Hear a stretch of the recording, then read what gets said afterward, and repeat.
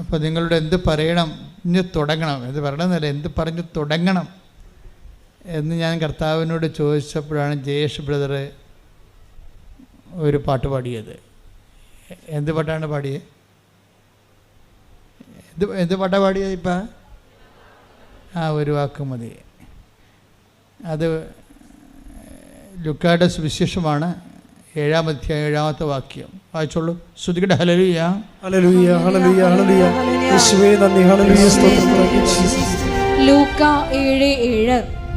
അങ്ങേ നേരിട്ട് സമീപിക്കാൻ പോലും എനിക്ക് യോഗ്യതയില്ല എന്ന് ഞാൻ വിചാരിച്ചു. അങ്ങയെ നേരിട്ട് സമീപിക്കാൻ പോലും എനിക്ക് യോഗ്യതയില്ല എന്ന് ഞാൻ വിചാരിച്ചു. അതാര് പറയണതാണ്? ഒരു ശതാധിപനായ, അതായത് ഒരു സർക്കിൾ ഇൻസ്പെക്ടർ പറയണതാണ്. ശതാധിപൻ എന്നൊക്കെ പറഞ്ഞാൽ എനിക്ക് മനസ്സിലാകത്തില്ല. സർക്കിൾ ഇൻസ്പെക്ടർ എന്ന് വെച്ച് കഴിഞ്ഞാൽ 100 പോലീസുകാരുടെയൊക്കെ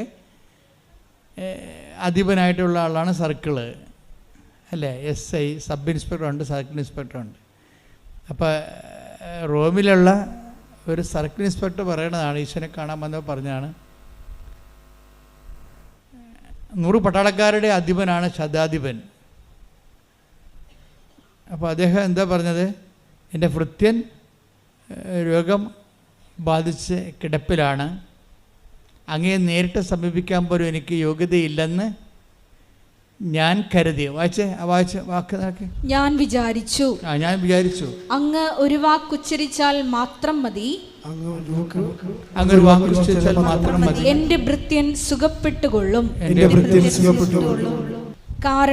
കാരണം ഞാനും അധികാരത്തിന് കീഴ്പ്പെട്ടവനാണ്. എന്റെ കീഴിലും പടയാളികൾ ഉണ്ട്. ഞാൻ ഒരുവനോട് പോവുക എന്ന് പറയുമ്പോൾ അവൻ പോകുന്നു. വേറൊരുവനോട് വരിക എന്ന് പറയുമ്പോൾ അവൻ വരുന്നു. എന്റെ ദാസനോട് ഇത് ചെയ്യുക എന്ന് പറയുമ്പോൾ അവൻ ചെയ്യുന്നു. ഇതിൻ്റെ ഒരു വിഷയം എന്ന് വെച്ചാൽ, ഇത്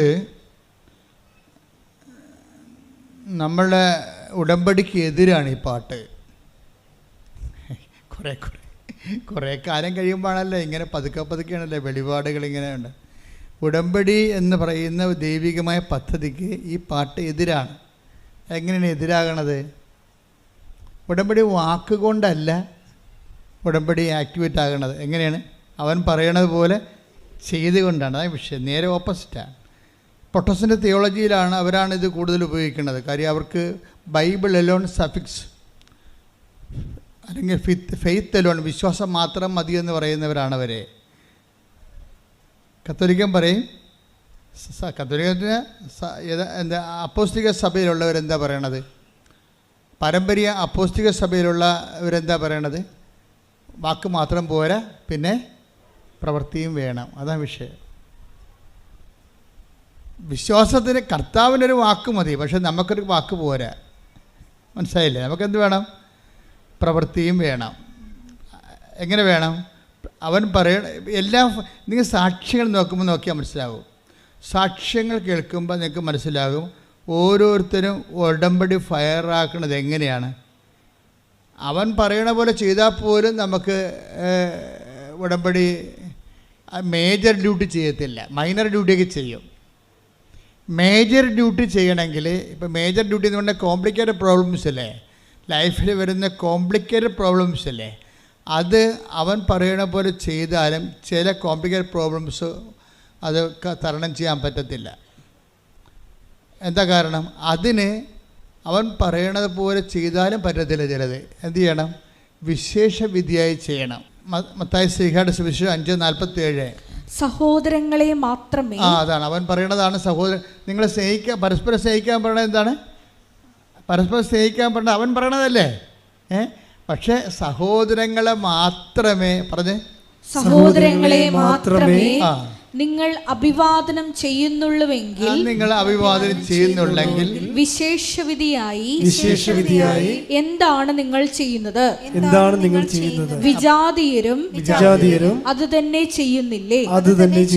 അപ്പോഴേ യേശുവിനെ അറിയാത്തവരും അറിഞ്ഞവരും തമ്മിലുള്ള വിശ്വാസത്തിൻ്റെ ഗ്രാവിറ്റി പ്രത്യേകം തൂക്കി നോക്കുന്നുണ്ട് ബൈബിള്. അതാണ് ഈ നോൺ ക്രിസ്ത്യൻസിൻ്റെ സാക്ഷ്യങ്ങൾ ക്രിസ്ത്യൻ സാക്ഷ്യങ്ങൾ വ്യത്യാസം വരണം.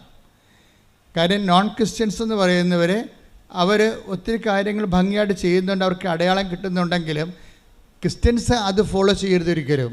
കാര്യം നിങ്ങളിൽ നിന്ന് അതല്ല പ്രതീക്ഷിക്കുന്നത്, വിശേഷ വിധിയായിട്ടാണ് പ്രതീക്ഷിക്കുന്നത്. ഇത് നിങ്ങൾ കാത്തലിക്സും ക്രിസ്ത്യൻസും കാര്യം മറ്റുള്ള സഹോദരങ്ങളെ അവർ യേശുവെന്ന് ഒന്ന് വിളിച്ചാൽ മതിയാകും, ചിലപ്പോൾ അവർക്കത് ആക്ടിവേറ്റായി കിട്ടും, അനുഗ്രഹം. പക്ഷേ ക്രിസ്ത്യൻസിന് കിട്ടത്തില്ല. അതെന്താ കാര്യം? അതാണ് ആ ചോദ്യം ഒന്നിനു വായിച്ചത്. സഹോദരങ്ങളെ മാത്രമേ പറഞ്ഞേ, സഹോദരങ്ങളെ മാത്രമേ നിങ്ങൾ അഭിവാദനം ചെയ്യുന്നുള്ളുവെങ്കിൽ വിശേഷവിധിയായി എന്താണ് നിങ്ങൾ ചെയ്യുന്നത്? അപ്പൊ ക്രിസ്ത്യൻസ് എന്താ ചെയ്യേണ്ടത്? സാധാരണ ചെയ്യണ പോലെ ചെയ്താൽ ഇത് വർക്കൗട്ട് ചെയ്യത്തില്ല. എന്ത് ചെയ്യണം? വിശേഷ വിധിയായി ചെയ്യണം. എന്താ കാര്യം? അടുത്ത ചോദ്യം നോക്കിയേ. വിജാതീയരും അത് തന്നെ ചെയ്യുന്നില്ലേ? എന്താണ്? അതായത് സഹോദരങ്ങളെ മാത്രമേ, അതായത് അതിൻ്റെ മിനിമം സാറ്റിസ്ഫാക്ഷൻ, ഒരു വചനത്തിൻ്റെ മിനിമം കാര്യങ്ങൾ മാത്രം ചെയ്താലേ അക്രൈസ്തവർക്ക് ഇത് ഓക്കെ ആകും. പക്ഷേ ക്രൈസ്തവർക്ക് ഇത് ഓക്കെ ആകത്തില്ല. അവരെന്ത് ചെയ്യണം? അവർ വിശേഷ വിധിയായി ചെയ്യണം, എക്സ്ട്രാ ചെയ്യണം. എന്തുകൊണ്ടാണ് അങ്ങനെ ചെയ്യണത്? അതെപ്പോഴും നമ്മൾ ശ്രദ്ധിക്കണം. അതായത് ക്രിസ്ത്യൻസിൻ്റെ പെട്ടെന്ന് അക്രൈസ്തവരെ പോലെ അവരാണല്ലോ വലിയ സാക്ഷ്യങ്ങൾ പറയണത്, അവരതിനേക്കാൾ വലിയ സാക്ഷ്യം ക്രിസ്ത്യൻസിനെ പറയാൻ പറ്റും. പക്ഷേ ഇതിൻ്റെ ന്യൂക്ലിയസ് അറിഞ്ഞിരിക്കണം. എന്താണ് വിശേഷ വിധി? ഇപ്പം ഞാനേ ഉദാഹരണത്തിന് നിദ എന്ന് പറഞ്ഞ് ബാംഗ്ലൂരിൽ നിന്നൊരു സാക്ഷ്യം കേട്ടായിരുന്നു ഇത് രാവിലെ.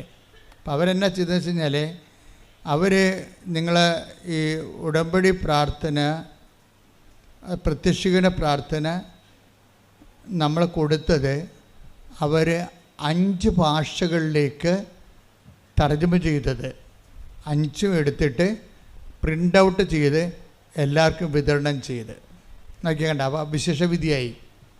അതാണ് വിശേഷവിധി എന്ന് പറയുന്നത്. നമ്മൾ പറയണതിനേക്കാൾ കൂടുതൽ ചെയ്യും. അല്ല ഒരു വാക്ക് മതി എന്ന് വെച്ചാൽ നടക്കത്തില്ല. ഒരു വാക്ക് കൊണ്ട് ഈ സംഭവം വർക്കൗട്ട് ചെയ്യത്തില്ല. കർത്താവിനൊരു വാക്ക് മതി, പക്ഷെ നമുക്കൊരു വാക്ക് പോരാ. നമുക്ക് സാധാരണ ചെയ്യണതും പോരാ. പിന്നെ എന്ത് ചെയ്യണം? വിശേഷവിധിയായി ചെയ്യണം, വിശേഷവിധിയായി ചെയ്യണം. ഇപ്പം വേറെ ഷിജിനി എന്ന് പറഞ്ഞ സഹോദര സാക്ഷ്യം കേട്ടോ, ഷിജിനി. ഇപ്പം ഇവരെല്ലാം ചെയ്യുന്നത് വിശേഷവിധിയാണ് ചെയ്യണത്. അതായത് ചെയ്യുന്നതിനാണ് പ്രാധാന്യം, ചൊല്ലുന്നതിനേക്കാൾ ഉടമ്പടിയിൽ എല്ലാ വിഷയങ്ങൾക്കും സമാധാനം ഉണ്ടാകുന്നതിൻ്റെ പ്രധാനപ്പെട്ട കാരണം നമ്മൾ ചൊല്ലുന്നതിനേക്കാളും ചെയ്യുന്നതിനാണ് അവിടെ പ്രാധാന്യം. ചെയ്താലും പറ്റത്തില്ല, പിന്നെ എന്ത് ചെയ്യണം? വിശേഷവിധിയായി ചെയ്യണം. പ്രാർത്ഥിക്കുക. കർത്താവായ ദൈവമേ, എൻ്റെ പ്രേക്ഷിത പ്രവർത്തനങ്ങളെ, സുവിശേഷ വേലയെ ത്യാഗം സഹിച്ചുകൊണ്ട് ചെയ്യുവാൻ എന്നെ സഹായിക്കണമേ. ഇപ്പൊ ഷിജിനി എന്ന് പറഞ്ഞ മോള് അവരൊരു അക്രൈസ്തവ സഹോദരിയാണ്. അവളെന്നാ ചെയ്യണത്? അവളെ ചെയ്യണത് പത്രം കൊടുക്കുമ്പോൾ കൃപാസനത്തിൻ്റെ ഒരു ഉപ്പും പൊതിഞ്ഞ് കൊടുക്കും. ഇത് വല്ലവരും ഇവിടുന്ന് വല്ലവരും പറഞ്ഞതാണോ? അല്ല, ഒന്നും പറഞ്ഞതല്ല. അവർ സ്വന്തമായിട്ട് ചെയ്യണതാണ്, വിശേഷ വിധിയായി ചെയ്യാൻ. അവരെ പക്ഷേ ക്രിസ്ത്യനല്ല, അക്രൈസ്തവ സഹോദരിയാണ് ഷിജിനി. അവർ ചെയ്യണത് എന്താണ്? അവർ പത്രം ചുമ്മാ കൊണ്ടേ കൊടുക്കുകയല്ല, എവിടെയെങ്കിലും വെച്ച് ഓടിക്കളയുകയല്ല, അല്ലെങ്കിൽ പപ്പ കൊടുത്തിട്ട് ആൾക്കാരെ കൊണ്ട് കുടിപ്പിക്കുകയല്ല ചെയ്യണത്. അവർ തന്നെ കൊടുക്കുമ്പോൾ അതിൻ്റെ കൂടെ വെഞ്ചരിച്ച് ഇത്തിരി ഉപ്പം പൊതിഞ്ഞ് കൊടുക്കും. എന്നിട്ട് എന്ത് പറയും? മാതാവിനെക്കുറിച്ച് അവരോട് സംസാരിക്കും. ഞാൻ എല്ലാവരോടും മാതാവിനെക്കുറിച്ച് സംസാരിക്കുമെന്ന്. അപ്പോൾ ഞാൻ തൻ്റെ താത്താമാരൊക്കെ ഉണ്ട്, മുസ്ലിം താത്താമാരൊക്കെ ഉണ്ട്. ഞാൻ താത്തായോട് പറഞ്ഞു, നിങ്ങളുടെ പ്രശ്നങ്ങളെല്ലാം തീരും, മാതാവിൻ്റെ അടുത്ത് വന്നാൽ മതി. അപ്പോൾ 2 താത്തായും കൂട്ടിക്കൊണ്ട് ഈ ഷിജിനി ഇവിടെ വരും. അപ്പോൾ ഒരു താത്തയുടെ കാര്യം അപ്പം തന്നെ മാതാവ് ആ ആഴ്ച തന്നെ സെറ്റ് ചെയ്യും. അപ്പോൾ നോക്കിയേ, ഹിന്ദുസ് മുസ്ലിംസിനെയും കൂട്ടിക്കൊണ്ട് വരികയാണ്. എവിടെ? ഉടമ്പടിക്ക്. അപ്പോൾ കത്തോലിക്കൽ എന്ത് ചെയ്യും? കത്തോലിക്കൽ എഴുന്നേറ്റ് വരുമ്പോഴത്തേനും 9 മണിയാവും. അതാണ് പ്രശ്നം, അത് പ്രശ്നമാണ്. അതാണ് വിശേഷം. ഒരു വാക്കുകൊണ്ട് സംഭവം നിൽക്കത്തില്ലെന്ന് പറയാൻ കാര്യം. നിങ്ങൾ സാക്ഷ്യം പറയുന്നവർ എന്ത് ചെയ്തെന്ന് നോക്കണം. സാക്ഷ്യം പറയുന്നവർ എന്താണ് അവർ തീഷ്ണമായ സ്നേഹത്തോടെയാണ് ഇത് ചെയ്യണത്. ഞാൻ എപ്പോഴും എനിക്ക് തോന്നിയിട്ടുള്ള കാര്യം വെച്ച് കഴിഞ്ഞാൽ ഈ വിശ്വാസം കഴിഞ്ഞ ദിവസങ്ങളിൽ ഇന്നലെ സ്തുതിക്കട്ടെ മക്കളെ, സ്തുതിക്കട്ടെ. ഹല്ലേലൂയ ഹല്ലേലൂയ ഹല്ലേലൂയ. യേശുവേ, സാക്ഷ്യങ്ങളിലൂടെ ഞങ്ങളോട് സംസാരിക്കുന്ന നന്ദി പറയുന്നു. ഹല്ലേലൂയ ഹല്ലേലൂയ ഹല്ലേലൂയ. വിശ്വാസം വർക്കൗട്ട് ചെയ്യണത് രണ്ട് തരത്തിലുണ്ട്. ഒന്ന് പ്രാർത്ഥന കൊണ്ടും പ്രവർത്തനം കൊണ്ടും വിശ്വാസം വർക്കൗട്ട് ചെയ്യും. ഇപ്പോൾ പ്രാർത്ഥനയാണ് ആദ്യ നിലവാരം. പ്രാർത്ഥനയാണ് നമ്മുടെ വിശ്വാസത്തെ ആവിഷ്കരിക്കുകയോ പ്രകടിപ്പിക്കുകയോ. വിശ്വാസത്തിൻ്റെ അകത്ത് പ്രാർത്ഥനയിൽ നമ്മൾ എന്താണ് ചെയ്യണത്, അതിൻ്റെ ടെക്നിക്കാലിറ്റി എന്താണ്? പ്രാർത്ഥനയിൽ നമ്മൾ പ്രാർത്ഥിക്കുമ്പോൾ നമ്മുടെ വിശ്വാസം പ്രകടിപ്പിക്കുകയാണ് ചെയ്യണത്. പ്രാർത്ഥിക്കുമ്പോൾ നിങ്ങൾ ഓർക്കേണ്ടത് എന്താണെന്ന് വെച്ച് കഴിഞ്ഞാൽ അത് എന്താണ് ചെയ്യണമെന്ന് നമ്മൾ ഓർക്കണം.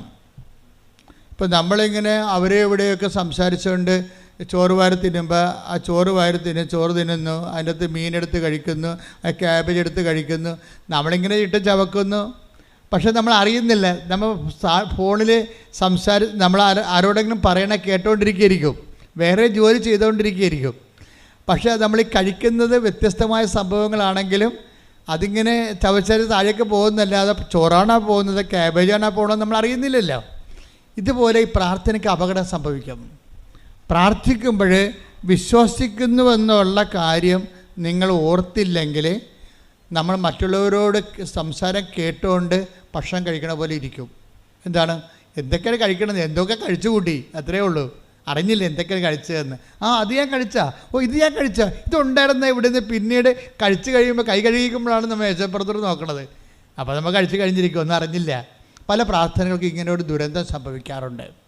പ്രാർത്ഥിക്കുന്നവൻ എന്ത് പ്രാർത്ഥിക്കുന്നതെന്ന് അറിയുന്നില്ല, ആരോട് പ്രാർത്ഥിക്കുന്നതെന്ന് അറിയുന്നില്ല, എന്ത് വിശ്വാസത്തിലാണ് പ്രാർത്ഥിക്കണമെന്ന് അറിയുന്നില്ല. പ്രാർത്ഥിക്കുക, കർത്താവായ ദൈവമേ, പ്രാർത്ഥിക്കുമ്പോൾ വിശ്വസിച്ച് പ്രാർത്ഥിക്കുവാൻ എന്നെ സഹായിക്കണമേ. അപ്പം ഈ വിശ്വാസം ആവിഷ്കരിക്കണത് അല്ലെങ്കിൽ വിശ്വാസം നമ്മൾ പ്രകടിപ്പിക്കുന്നത് അതിൻ്റെ പ്രഥമ രൂപം മാത്രമാണ് പ്രാർത്ഥന. അതിൻ്റെ സങ്കീർണ രൂപം പ്രവർത്തനമാണ്. വിശ്വാസത്തിൻ്റെ ആവിഷ്കാരത്തിൻ്റെ പ്രഥമ രൂപമാണ് പ്രാർത്ഥന. നമ്മുടെ 4ാം ക്ലാസ്സിലൊക്കെ പഠിക്കുകയാണെങ്കിൽ ഇത് വിദ്യാഭ്യാസത്തിൻ്റെ പ്രഥമ രൂപം എന്ന് പറയത്തില്ലേ. വിദ്യാഭ്യാസത്തിൻ്റെ പ്രഥമ രൂപം കുറച്ച് കണക്ക് കൂട്ടി എഴുതാൻ പഠിക്കും അല്ലേ, കുറച്ച് ഇംഗ്ലീഷ് കൂട്ടി 2, 4 അക്ഷരം 5 അക്ഷരം ഒരു വാക്കായിട്ട് പഠിക്കാൻ പറ്റും.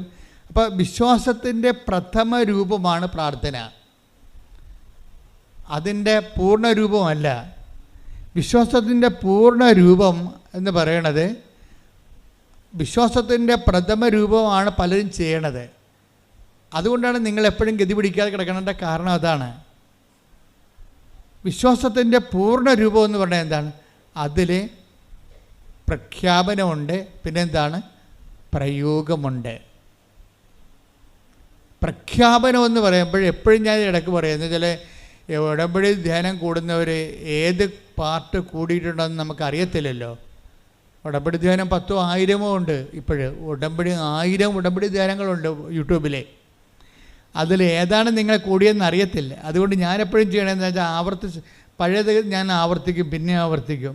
എന്താ ആവർത്തിക്കണത്?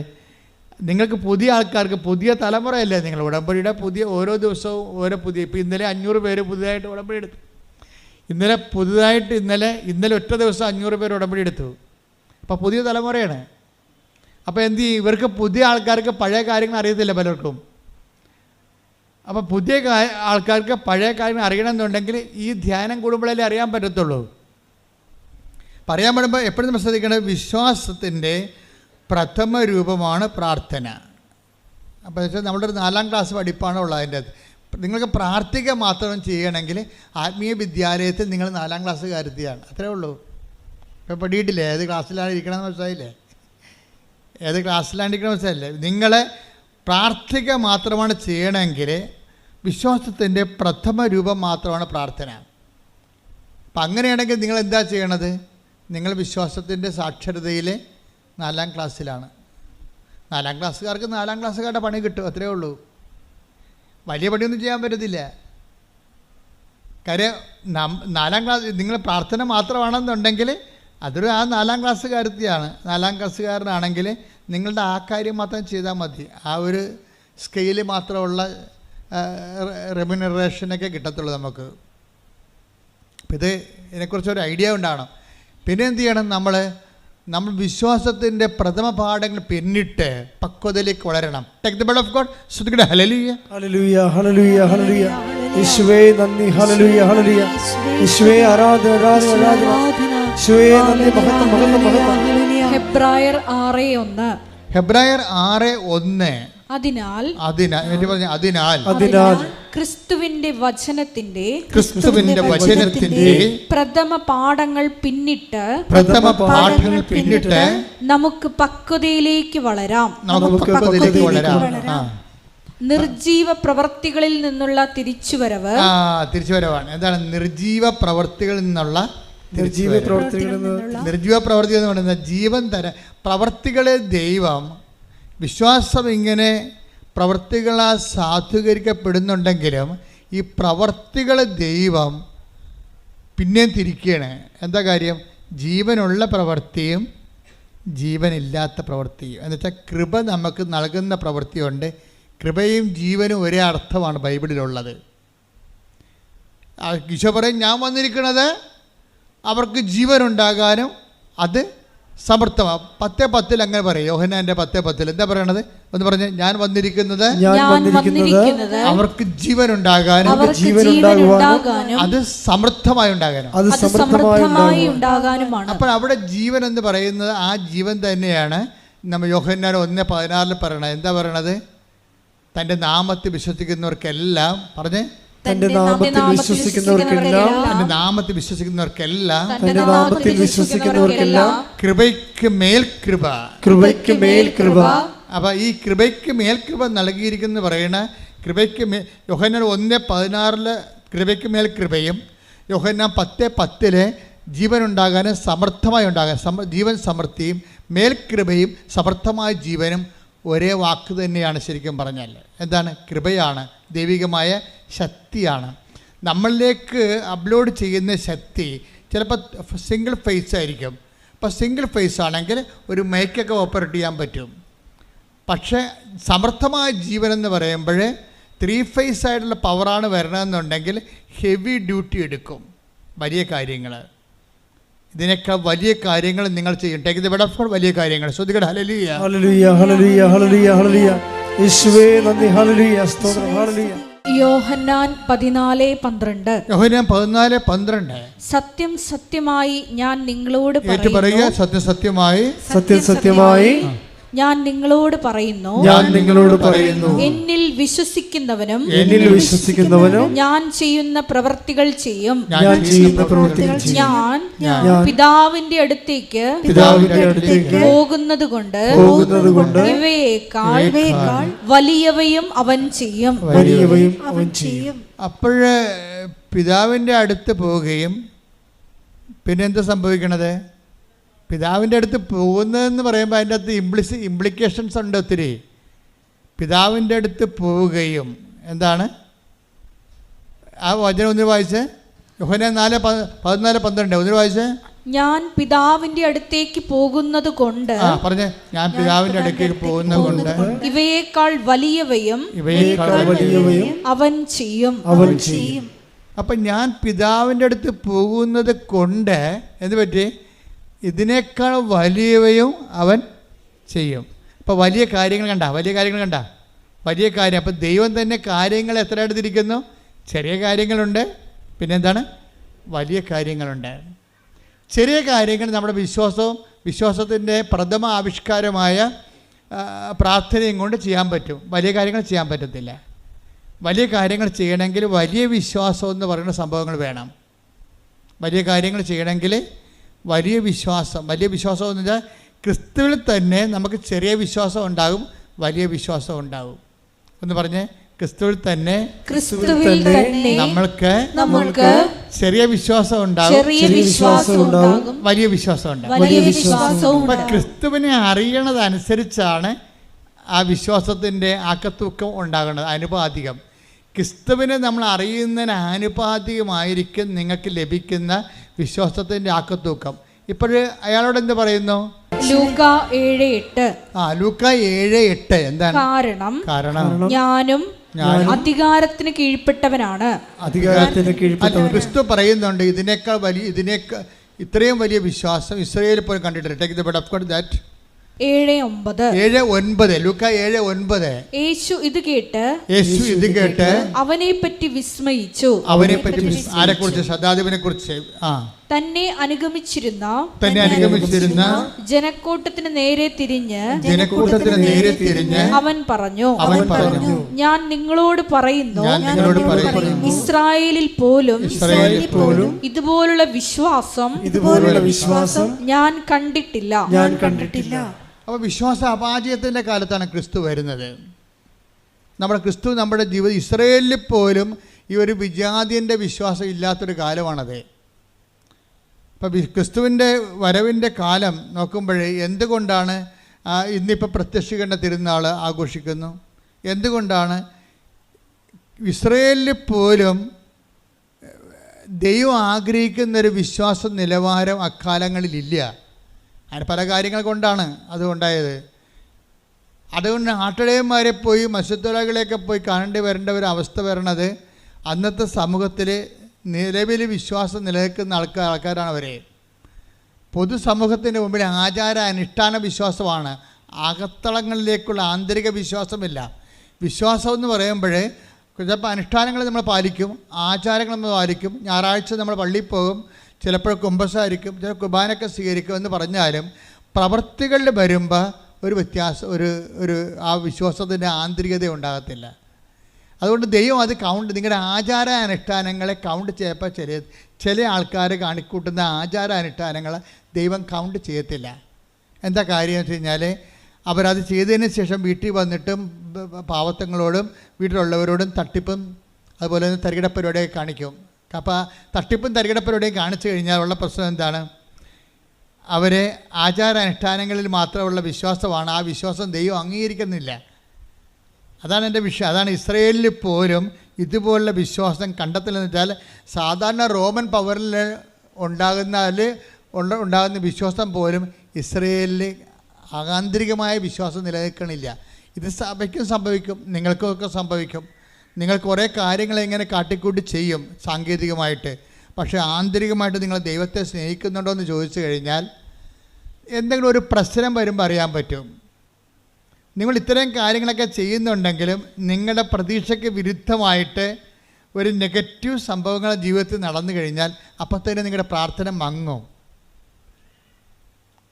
അല്ലെങ്കിൽ കൊള്ളാം നമുക്ക് ദുരിതങ്ങൾ, കഴിഞ്ഞ ദിവസങ്ങൾ ദുരിതങ്ങൾ 119 സങ്കീർത്തനം 71 തിരുവചനം, ദുരിതങ്ങൾ എനിക്ക് ഉപകാരമായി. പറഞ്ഞ ദുരിതങ്ങൾ എനിക്ക് ഉപകാരമായി. തന്മൂലം ഞാൻ അങ്ങയുടെ ചട്ടങ്ങൾ അഭ്യസിച്ചുവല്ലോ. വചനങ്ങൾ അഭ്യസിക്കാൻ വേണ്ടിയാണ് നമുക്ക് ദുരിതങ്ങൾ തരണത്. അവൻ പറയണ പോലെ ചെയ്യണമെന്നല്ലേ വചനം.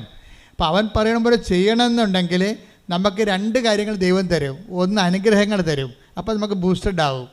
അതേസമയത്ത് ദുരിതങ്ങളും തരും. എന്തിനാ കാര്യം? അതാണ്. അപ്പോൾ ദുരിതങ്ങൾ, ഈ ഉടമ്പടി കാലത്തുള്ള ദുരിതങ്ങൾ നിങ്ങൾ പ്രത്യേകിച്ച് നോട്ട് ചെയ്യണം. അപ്പോൾ നിങ്ങൾ ഡൗൺ ആയി പോകരുത്. ദൈവസ്നേഹത്തിൻ്റെ വേറെ ആവിഷ്കാരമാണത്. ദൈവസ്നേഹം നമ്മളിലേക്ക് ദുരിതമായിട്ടും വരും. ബ്ലെസ്സിങ്ങിന് ഡിസ്കസ് എന്ന് പറഞ്ഞ പോലെ പറയുകയല്ല. ഇപ്പോൾ തന്നെ സാനിയ എന്നും പറഞ്ഞൊരു മോള് സാക്ഷ്യം പറഞ്ഞു. അവളുടെ പ്രശ്നം എന്താ? അവൾ 4ാം നിലയിൽ നിന്ന് വീണ വല്ല പിടിയും കിട്ടുക. 4ാമത്തെ നിലയിൽ നിന്ന് താഴെ വീണ് അവൾക്ക് ബോധം പോയി. ബോധം വന്നപ്പോൾ ഡോക്ടർ പറഞ്ഞ്, ടെസ്റ്റ് പറഞ്ഞ് നിനക്ക് 3 ഓപ്പറേഷൻ ഉണ്ടെന്ന് പറഞ്ഞ്.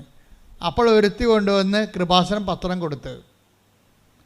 അപ്പോൾ അവൾ വിചാരിച്ച്, മാതാവേ ഞാനിവിടുന്ന് എഴുന്നേറ്റ് വരികയാണെങ്കിൽ തീർച്ചയായിട്ടും വന്ന് ഉടമ്പടി ചെയ്തോളാം എന്ന് പറയും. അപ്പോൾ 4ാം നിലയിൽ നിന്ന് വീണ പക്ഷിയുടെ പിറ്റേ ദിവസം ഡോക്ടർ വീണ്ടും ടെസ്റ്റ് ചെയ്ത് പറഞ്ഞ് അത് 1 ചുരുക്കി കൊടുത്ത്. 3 ഓപ്പറേഷൻ വേണ്ട, നിനക്ക് 1 മതിയെന്ന് പറഞ്ഞു. അവളങ്ങനെ കോട്ടയം മെഡിക്കൽ കോളേജിൽ കൊണ്ടുവന്നിട്ട് അവിടെ നിന്ന് ചികിത്സിച്ച് ഒരു ഓപ്പറേഷൻ കഴിഞ്ഞ് നാട്ടിലെത്തി. അവൾ എഴുന്നേറ്റ് നടക്കണ്ടേ, 4ാം നിലയിൽ നിന്ന് വീണ്ടിരിക്കുകയാണ്, ഉറങ്ങിപ്പോയിരിക്കുന്ന ആൾ. അപ്പോൾ അവൾ പറഞ്ഞിരിക്കണത്, ഞാൻ ഒന്ന് എഴുന്നേറ്റ് നിർത്തിയാൽ മതി, ഞാൻ അമ്മയെ വന്ന് കണ്ടോളാം. അപ്പോൾ ആൾക്കാർ ഉടമ്പടി എടുക്കുക എന്നുള്ള ആൾക്കാർ പറയണത് അമ്മയെ വന്ന് കാണുക എന്നുള്ളതാണ്. അപ്പം അങ്ങനെയുള്ള ഉദ്ദേശത്തിൽ വന്ന് കാണുന്നവർ ആ ഒരു സ്നേഹമാണ് അവിടുത്തെ പ്രശ്നം, ബന്ധമാണ്. ഉടമ്പടി ഒരു സങ്കീർണമായൊരു ബന്ധമാണ്, ശാശ്വത ബന്ധത്തിലേക്ക് നമ്മൾ. പക്ഷേ ആദ്യത്തെ ബന്ധം എന്താണ്? അമ്മയെ വന്ന് കാണുന്ന കാഴ്ചയും ഒരു കാഴ്ചയുടെ ഉടമ്പടിയാണ്. അതായത് ചുമ്മാ കണ്ടിട്ട് പോകണമല്ലോ. പിന്നെ എന്താണ്? അമ്മ പറയണ പോലെയൊക്കെ ജീവിതം ക്രമീകരിച്ച് അങ്ങനെ അവർ ഉടമ്പടി എടുക്കുന്നത്. ഇപ്പം കാഴ്ച ഉടമ്പടികൾ ഭയങ്കരമായിട്ട് നടക്കുന്നുണ്ട് ഇവിടെ. ഒത്തിരി പേര് വരും, വന്നിട്ട് അമ്മയെ കണ്ടിട്ട് പോകും, കണ്ണീരിട്ടിട്ട് പോകും, പിന്നെ പിറ്റേ ആഴ്ച ഒന്ന് ഉടമ്പടി എടുക്കും. അപ്പോൾ ഈ കാഴ്ച ഉടമ്പടി അവൾ പറയണത് എന്നെ ഒന്ന് എഴുന്നേപ്പിച്ച് നിർത്തിയാൽ മതി, നിർത്തിയാൽ ഞാൻ വന്ന് ഉടമ്പടി എടുക്കാം എന്ന് പറയും. അപ്പോൾ പിന്നെ എന്താ സംഭവിക്കുന്നത് വെച്ച് കഴിഞ്ഞാൽ അവളുടെ ആ കിടപ്പ് കാലത്ത് ഒരു അച്ഛൻ വന്നിട്ട് അവളുടെ ഫോട്ടോ എടുത്തിട്ട് പറയും, ഇത് എൻ്റെ ഫേസ്ബുക്കിൽ ഇടട്ടെ, നിങ്ങൾക്കിപ്പോൾ ഭയങ്കര കഷ്ടപ്പാടല്ലേ, നിങ്ങളുടെ അക്കൗണ്ട് ഇട്ടാൽ മതി, ചിലപ്പോഴേ ആരെങ്കിലുമൊക്കെ നിങ്ങളെ സഹായിക്കും. അപ്പോൾ അവരുടെ മെയിൻ പ്രശ്നം എന്തായിരുന്നു? വർഷങ്ങളായിട്ട് വീടില്ല, അതാണ് പ്രശ്നം.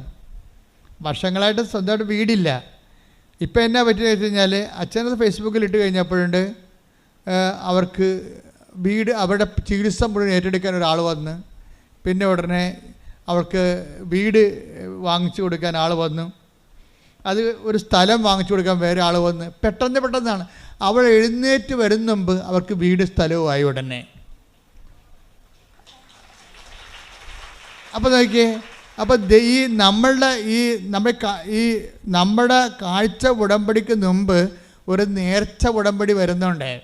എത്ര തരം ഉടമ്പടിയാണ് ആൾക്കാർ പറയണത് ഇപ്പം? ആദ്യം തന്നെ എന്താ? നേർച്ച ഉടമ്പടിയാണ്. എന്താണ്?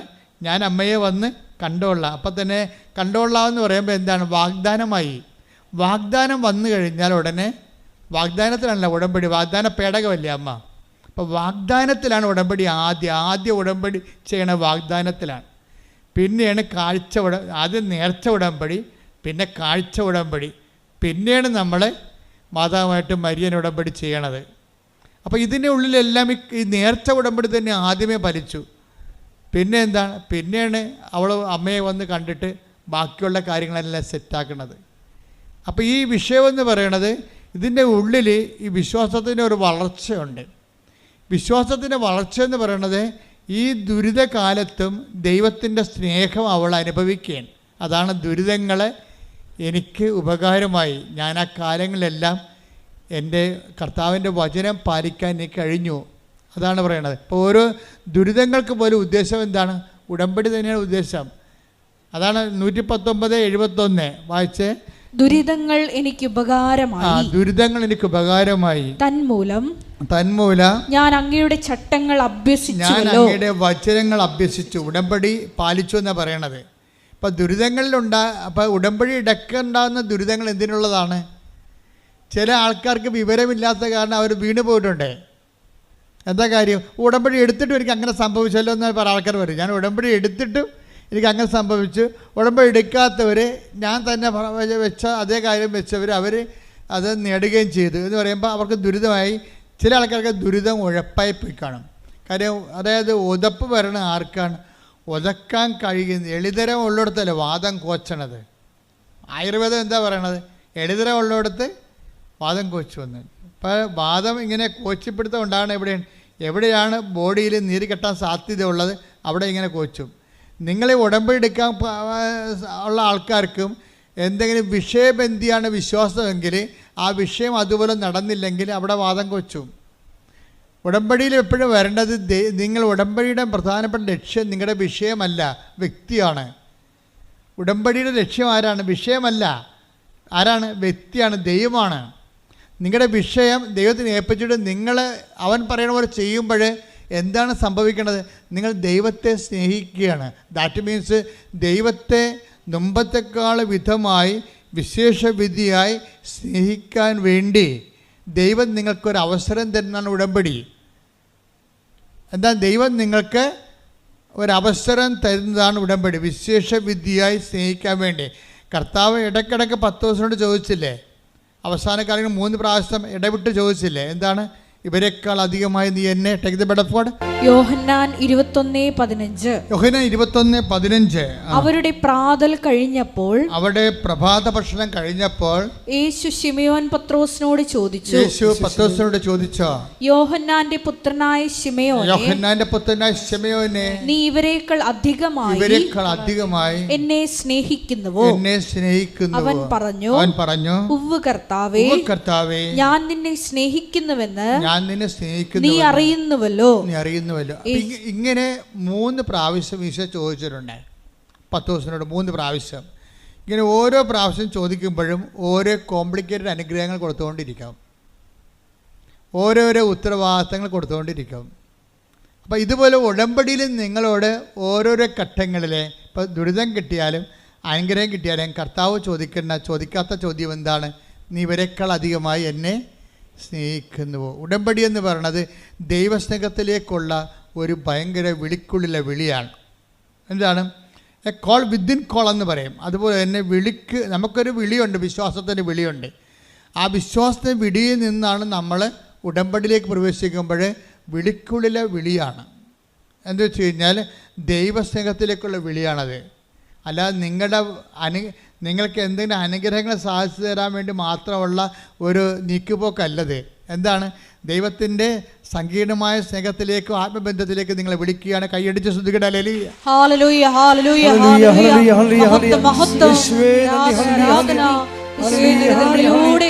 ആത്മബന്ധത്തിലേക്ക് വിളിക്കുന്ന അങ്ങയുടെ പവിത്ര വാത്സല്യത്തിന് നന്ദി പറയുന്നു.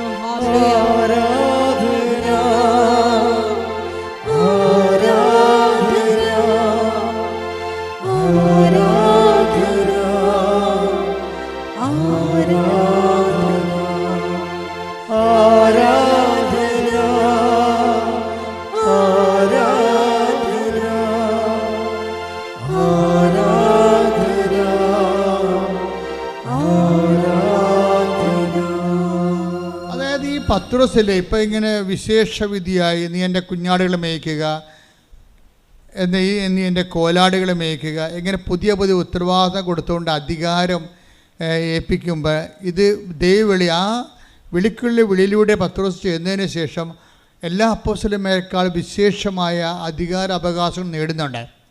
അപ്പോൾ എല്ലാവരെക്കാൾ വിശേഷവിധിയായ അധികാര അവകാശങ്ങൾ നേടുന്നത് പോലെ തന്നെ നിങ്ങൾ വിശ്വാസത്തിന് ഉടമ്പടിയിലേക്ക് പ്രവേശിക്കുമ്പോൾ വിശേഷവിധിയായ അധികാര അവകാശങ്ങൾ നിങ്ങൾ ആത്മീയ മേഖലയിലും എല്ലാ മേഖലയിലും നിങ്ങൾ നേടുകയാണ്.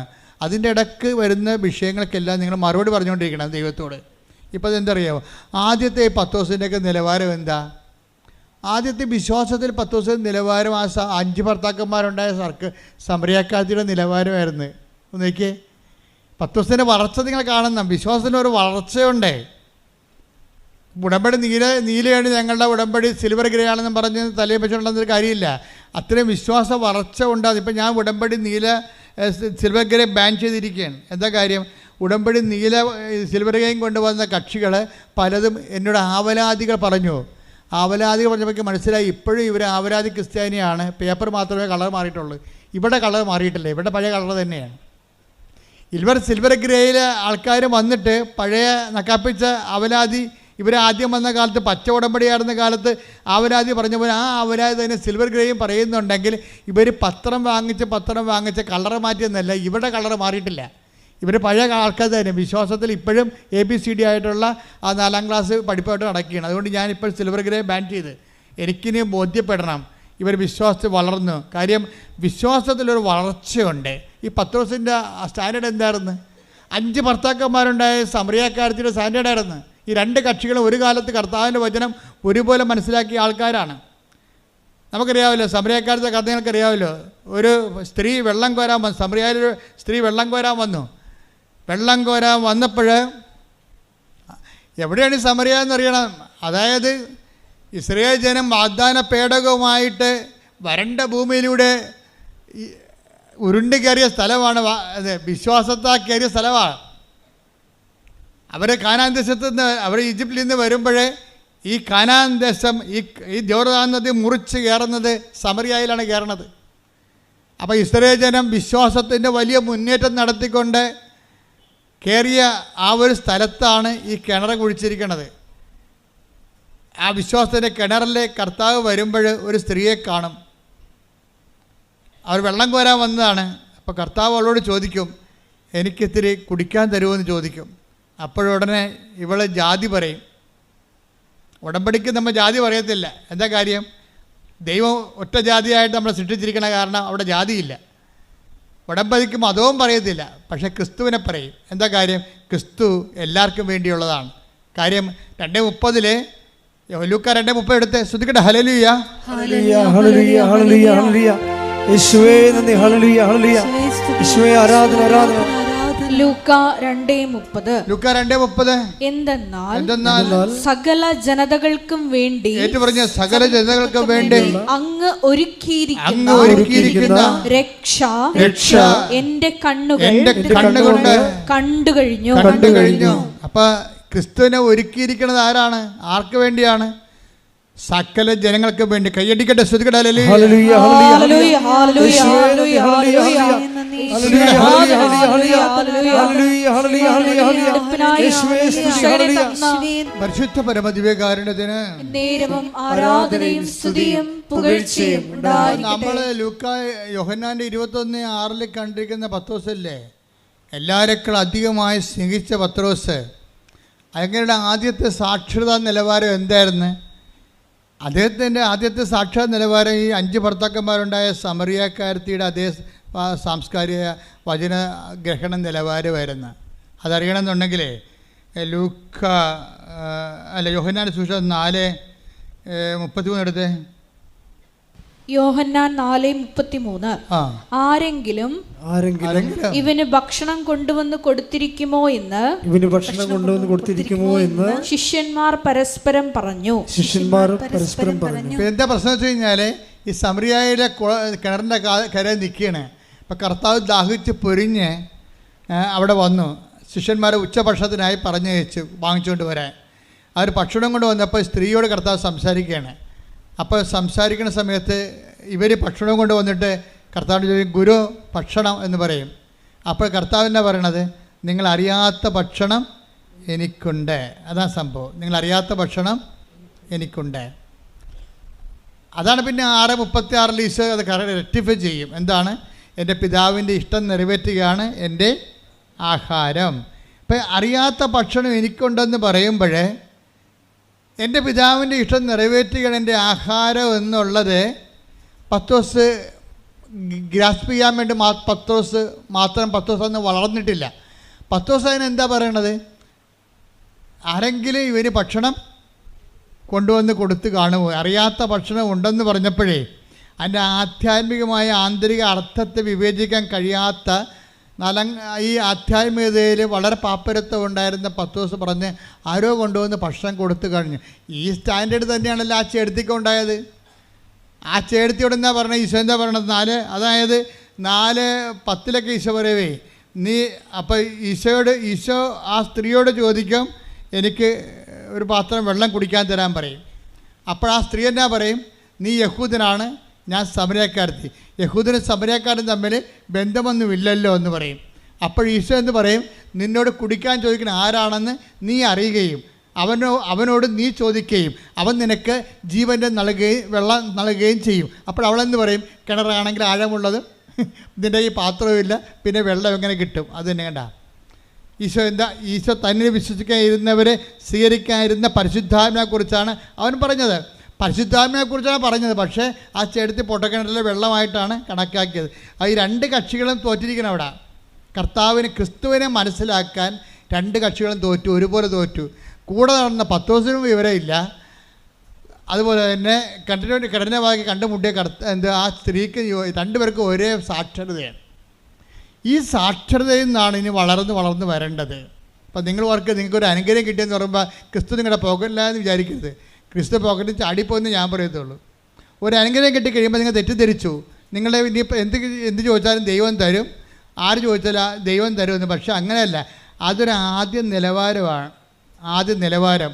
നിങ്ങളോട് പറയും, ഇനി വളരാൻ പറയും. ക്രിസ്തു എന്ന് പറയണത് ആഴമായി നിങ്ങളുടെ ആത്മരക്ഷയ്ക്ക് വേണ്ടി ഒരുക്കിയിരിക്കുന്ന എല്ലാ മനുഷ്യർക്കും വേണ്ടിയുള്ള സന്തോഷത്തിൻ്റെ സദ്വാർത്തയാണ്.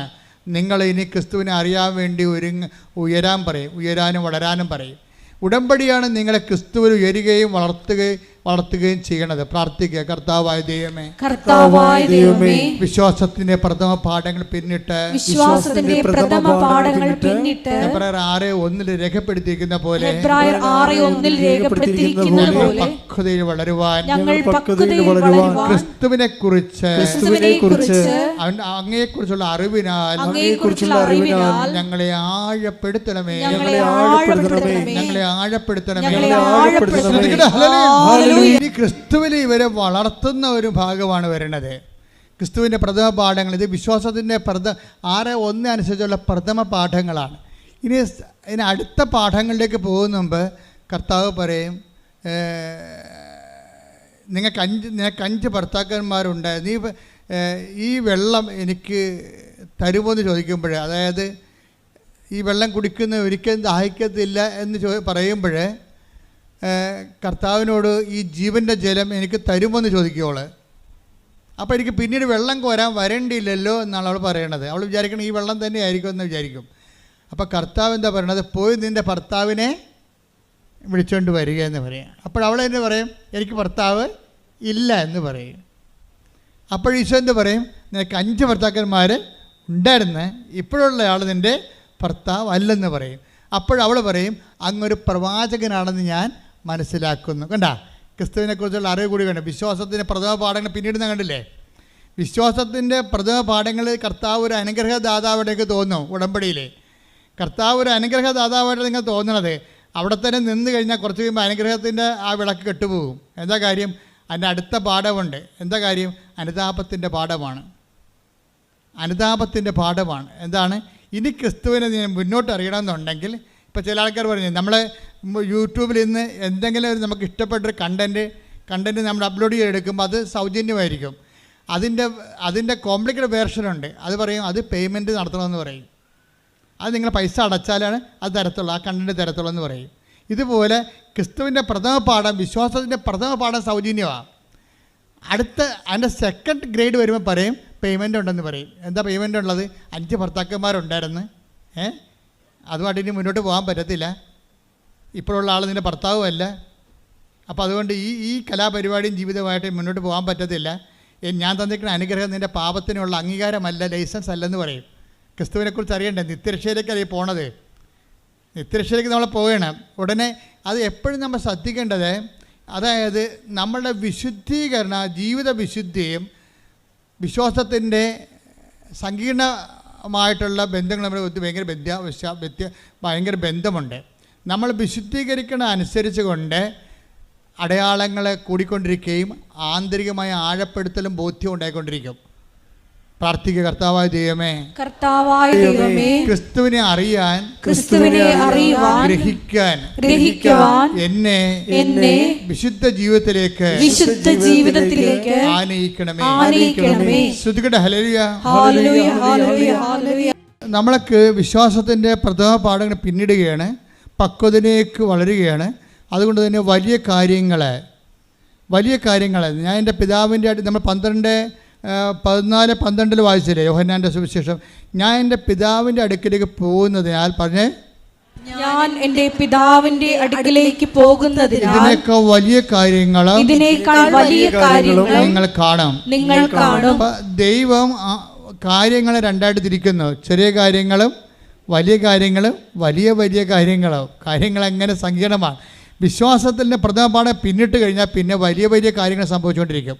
ഈ വലിയ കാര്യങ്ങൾ സംഭവിച്ചുകൊണ്ടിരിക്കാൻ എന്താ ചെയ്യേണ്ടത്? നമുക്ക് വിശ്വാസത്തിൻ്റെ പ്രഥമ പാഠങ്ങൾ പിന്നിട്ട് അടുത്ത പാഠം പഠിക്കണം. എന്താ ചെയ്യേണ്ടത്? അനുതാപം വേണമെന്നായി പറയണത്. എന്താണ് കാര്യം? ഈ വെള്ളം എനിക്ക് കുടിക്കാൻ തരിക, ഞാനിനി ഇങ്ങോട്ട് വെള്ളം കോരാൻ വരികയും വേണ്ടല്ലോ എന്ന് അല്ല അവൾ പറയണത്. അപ്പോൾ പറയും ഞാൻ വെള്ളം കുടിക്കാൻ തരാം, പക്ഷേ നീ പോയി ഭർത്താവിനെ വിളിച്ചുകൊണ്ട് വരണം. അപ്പോൾ അവളെന്താ പറയും? എനിക്ക് ഭർത്താവില്ല. അപ്പോൾ ഈശോ എന്ത് പറയും? നിനക്ക് ഭർത്താവില്ലെന്ന് പറഞ്ഞത് ശരിയാണ്. നിനക്ക് 5 ഭർത്താക്കന്മാർ ഉണ്ടായിരുന്നു, ഇപ്പോഴുള്ള ആൾ നിൻ്റെ ഭർത്താവല്ല. അപ്പോഴുടനെ അവൾ പറയും അങ്ങൊരു പ്രവാചകനാണെന്ന് ഞാൻ മനസ്സിലാക്കുന്നു. അപ്പം അടുത്ത മനസ്സിലാക്കൽ വന്നു. ക്രിസ്തുവിനെ മാറിയിട്ട് അത്ഭുതങ്ങൾ നൽകുന്ന ആളും അതുപോലെ തന്നെ സാധാരണ വ്യക്തിയെന്ന് ഈശോനെ അത് പ്രവാചകനായിട്ട് മനസ്സിലാക്കാൻ തുടങ്ങി. അപ്പോഴുടനെ അവൾ ചോദിക്കണം എന്താണെന്ന് വെച്ച് കഴിഞ്ഞാൽ, നമുക്കറിയാമല്ലോ ഈശോ ഈ വെള്ളം കുടിക്കാൻ തരിക എന്ന് പറയുമ്പോഴേ, അപ്പം 4:14 വായിച്ചേ. യോഹന്നാൻ 4:14 എന്നാൽ ഞാൻ നൽകുന്ന വെള്ളം കുടിക്കുന്നവന് പിന്നീട് ഒരിക്കലും ദാഹിക്കുകയില്ല. ഞാൻ നൽകുന്ന ജലം അവനിൽ നിത്യജീവനിലേക്ക് നിർഗളിക്കുന്ന അരുവിയാകും. അപ്പോൾ സാധാരണ അനുഗ്രഹത്തിൽ നിന്ന് നിത്യജീവനിലേക്ക് പോവുകയാണ് വിഷയം. ക്രിസ്തുവിന് നമ്മൾ എന്തിനാണ് ഉൾക്കൊള്ളണത്? IELTS പാസ്സാകാനും പറമ്പ് വയ്ക്കാനുമാണ്? അല്ല. എന്തിനാണ്? നിത്യജീവന് വേണ്ടിയാണ്. നിങ്ങളുടെ ഈ നിങ്ങളുടെ ഓരോ വസ്തുക്കളും ഓരോ അനുഗ്രഹങ്ങളും ഉടമ്പടിയിൽ തരുന്നതിൻ്റെ കാരണം നിങ്ങൾ ക്രിസ്തുവിലൂടെ നിത്യത അന്വേഷിക്കാൻ വേണ്ടിയാണ്. 7:39 വായിച്ച യോഹന്നാന്റെ സുവിശേഷം. സ്തുതിക്കട്ടെ. ഹല്ലേലൂയ. യേശുവേ നന്ദി. ഹല്ലേലൂയ ഹല്ലേലൂയ ഹല്ലേലൂയ.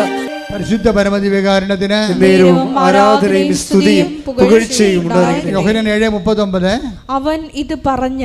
അവൻ ഇത് പറഞ്ഞത് തന്നിൽ വിശ്വസിക്കുന്നവർ സ്വീകരിക്കാനിരിക്കുന്ന ആത്മാവിനെ പറ്റിയാണ്. അതാണ് പരിശുദ്ധാത്മാവിനെ കുറിച്ച്. അതായത് ഈ വെള്ളം കുടിക്കണം, ഇനിയും ദാഹിക്കും. ഞാൻ നിനക്ക് തരുന്ന വെള്ളം കുടിക്കുന്ന ഒരിക്കലും ദാഹിക്കത്തില്ലെന്ന് പറയുമ്പോഴേ, ആ വെള്ളം എനിക്ക് തരിക, ഞാൻ ഇനി കിണറിൽ വെള്ളം കോരാൻ വരേണ്ടില്ലല്ലോ എന്ന് പറയുമ്പോഴേ, ആ വെള്ളമെന്ന് പറയാം എന്താണ്? അതാണ് ഈശോ പറയുന്ന 7:39 വചനം. എന്താ പറഞ്ഞത്? അത് തന്നിൽ വിശ്വസിക്കുന്നവർ പറഞ്ഞേ, അത് തന്നിൽ വിശ്വസിക്കുന്നവർ സ്വീകരിക്കാനിരിക്കുന്ന പരിശുദ്ധാത്മാവിനെ കുറിച്ചാണ്. അപ്പം നമുക്കൊരു അനുഗ്രഹം കിട്ടിക്കഴിഞ്ഞാൽ, വിശ്വാസത്തിൻ്റെ പ്രഥമ പാഠം കഴിഞ്ഞാൽ പിന്നെ പക്വതയ്ക്ക് വളരണം. എങ്ങനെയാണ്? പരിശുദ്ധാത്മാവിനെ സ്വീകരിച്ചുകൊണ്ടാണ്. അതാണ് കർത്താവ് പറഞ്ഞത്. മനസ്സിലായോ? എന്ന് പറഞ്ഞാൽ പക്വതയ്ക്ക് വളരണം എങ്ങനെയാണ്? പരിശുദ്ധാത്മാവിനെ സ്വീകരിച്ചുകൊണ്ടാണ്. പരിശുദ്ധാത്മാവിനെ സ്വീകരിക്കുന്നത് എന്തിനു വേണ്ടിയാണ്? അനുദിന ജീവിതത്തിന് വേണ്ടിയുള്ളതല്ല, നിത്യതയ്ക്ക് വേണ്ടി കൂടിയുള്ളതാണ്. വീട്ടിലെ അപ്പോൾ ഒരു അനുഗ്രഹം കിട്ടി സാക്ഷ്യം പറഞ്ഞാൽ നിങ്ങൾ പിന്നെ പ്രാർത്ഥിക്കേണ്ടത് എന്താണ്? കർത്താവേ, നിൻ്റെ വരദാനമായ പരിശുദ്ധാത്മാവിനാൽ എൻ്റെയും എൻ്റെ കുടുംബത്തെ നിറക്കണമേ. പറഞ്ഞേ, കർത്താവേ, നിൻ്റെ വരദാനമായ പരിശുദ്ധാത്മാവിനാൽ എന്നെയും എൻ്റെ കുടുംബത്തെയും നിറക്കണമേ. അപ്പം പരിശുദ്ധാത്മാവാണ് ശരിക്കും പറഞ്ഞാൽ അതിൻ്റെ പ്രഥമ പാഠം എന്ന് പറയുന്നത് അനുതാപമാണ്. അതുകൊണ്ടാണ് പത്രോസ് പറയത്തില്ലേ 7:2:38 എന്താ പറയണത്? നിങ്ങൾ പരിശുദ്ധാത്മാവിനെ സ്വീകരിക്കാൻ പറയുമ്പോൾ ഈശോ പറയും, പത്രോസ് ചോദിക്കും, പരിശുദ്ധാത്മാവിനെ സ്വീകരിക്കാൻ ഞങ്ങൾ എന്ത് ചെയ്യണം? അപ്പോൾ എന്താ? നിങ്ങൾ പശ്ചാത്തപിക്കണമെന്ന് പറയും. അപ്പം എപ്പോഴും ബൈബിൾ എങ്ങനെ ഏത് കാലത്ത് വെളിപ്പെടുത്തിയാലും കണ്ടൻറ്റ് വൈസ് സെയിം ആയിരിക്കും. ഇവർ പരസ്പരം എഴുതപ്പെടുന്ന ആൾക്കാർ ചോക്ക് പോലെ ഇരിക്കുന്ന ആൾക്കാരാണ്. എഴുതുന്നത് പരിശുദ്ധാത്മാവാണ് എഴുതണമെങ്കിലും എഴുതുന്ന ആൾ ചോക്കാണ്. ചോക്ക് ഇപ്പോൾ അധ്യാപകൻ നമ്മൾ ടേബിളിൽ അല്ലെങ്കിൽ ബോർഡിൽ എഴുതണത് അധ്യാപകനാണ് എഴുതണത്, ചോക്കാണ് എഴുതണത്. അധ്യാപകനല്ല എഴുതണത്, ചോക്ക് കൊണ്ടാണ് എഴുതണത്. ഇപ്പോൾ യോഹന്നാനൊക്കെ ഒരു ചോക്കാണ്, പത്രോസും ഒരു ചോക്കാണ്. അവരെ കൊണ്ട് പരിശുദ്ധാത്മാവ് എഴുതുന്നതാണ്, പല കാലങ്ങളിൽ എഴുതുന്നതാണ്. പക്ഷേ ആ എഴുതുന്ന ആൾ പരിശുദ്ധാത്മാവ് ആയതുകൊണ്ടും ഒരേ ഒരാളായത് കൊണ്ടും എവിടെ എന്ത് പറഞ്ഞാലും പരസ്പര വിരുദ്ധം ഉണ്ടാകത്തില്ല. ഇവിടെ എന്താ പറഞ്ഞത്? നിനക്ക് ഈ വെള്ളം കുടിച്ചാൽ നീ ദാഹിക്കും അല്ലേ? ഞാൻ തരുന്ന വെള്ളം കുടിച്ചാൽ നിനക്ക് ദാഹിക്കത്തില്ല. ഞാൻ തരുന്ന വെള്ളം എന്താണ്?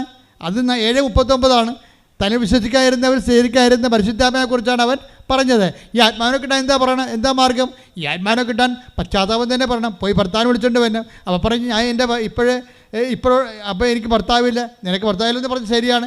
5 ഭർത്താക്കന്മാരുണ്ടായിരുന്നു, ഇപ്പോഴുള്ള ആൾ നിൻ്റെ ഭർത്താവല്ല എന്ന് പറയുമ്പോഴേ അനുതാപത്തിലേക്ക് അവളെ കൊണ്ടുവരികയാണ്. ശരിക്കും പറഞ്ഞാൽ ഇത് തന്നെ സഭ സ്ഥാപിക്കപ്പെടുമ്പോഴും പത്രോസിലൂടെ പറഞ്ഞതാണ്, ഈ ആത്മാവിനെ സ്വീകരിക്കാൻ ഞങ്ങൾ എന്ത് ചെയ്യണമെന്ന് ചോദിക്കും. അപ്പോൾ എന്താ പത്രോസ് പറയണത്?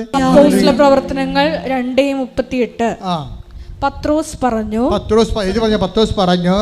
പറഞ്ഞു നിങ്ങൾ പശ്ചാത്തപിക്കുവിൻ, പാപമോചനത്തിനായി എല്ലാവരും യേശുക്രിസ്തുവിന്റെ നാമത്തിൽ സ്നാനം സ്വീകരിക്കുവിൻ.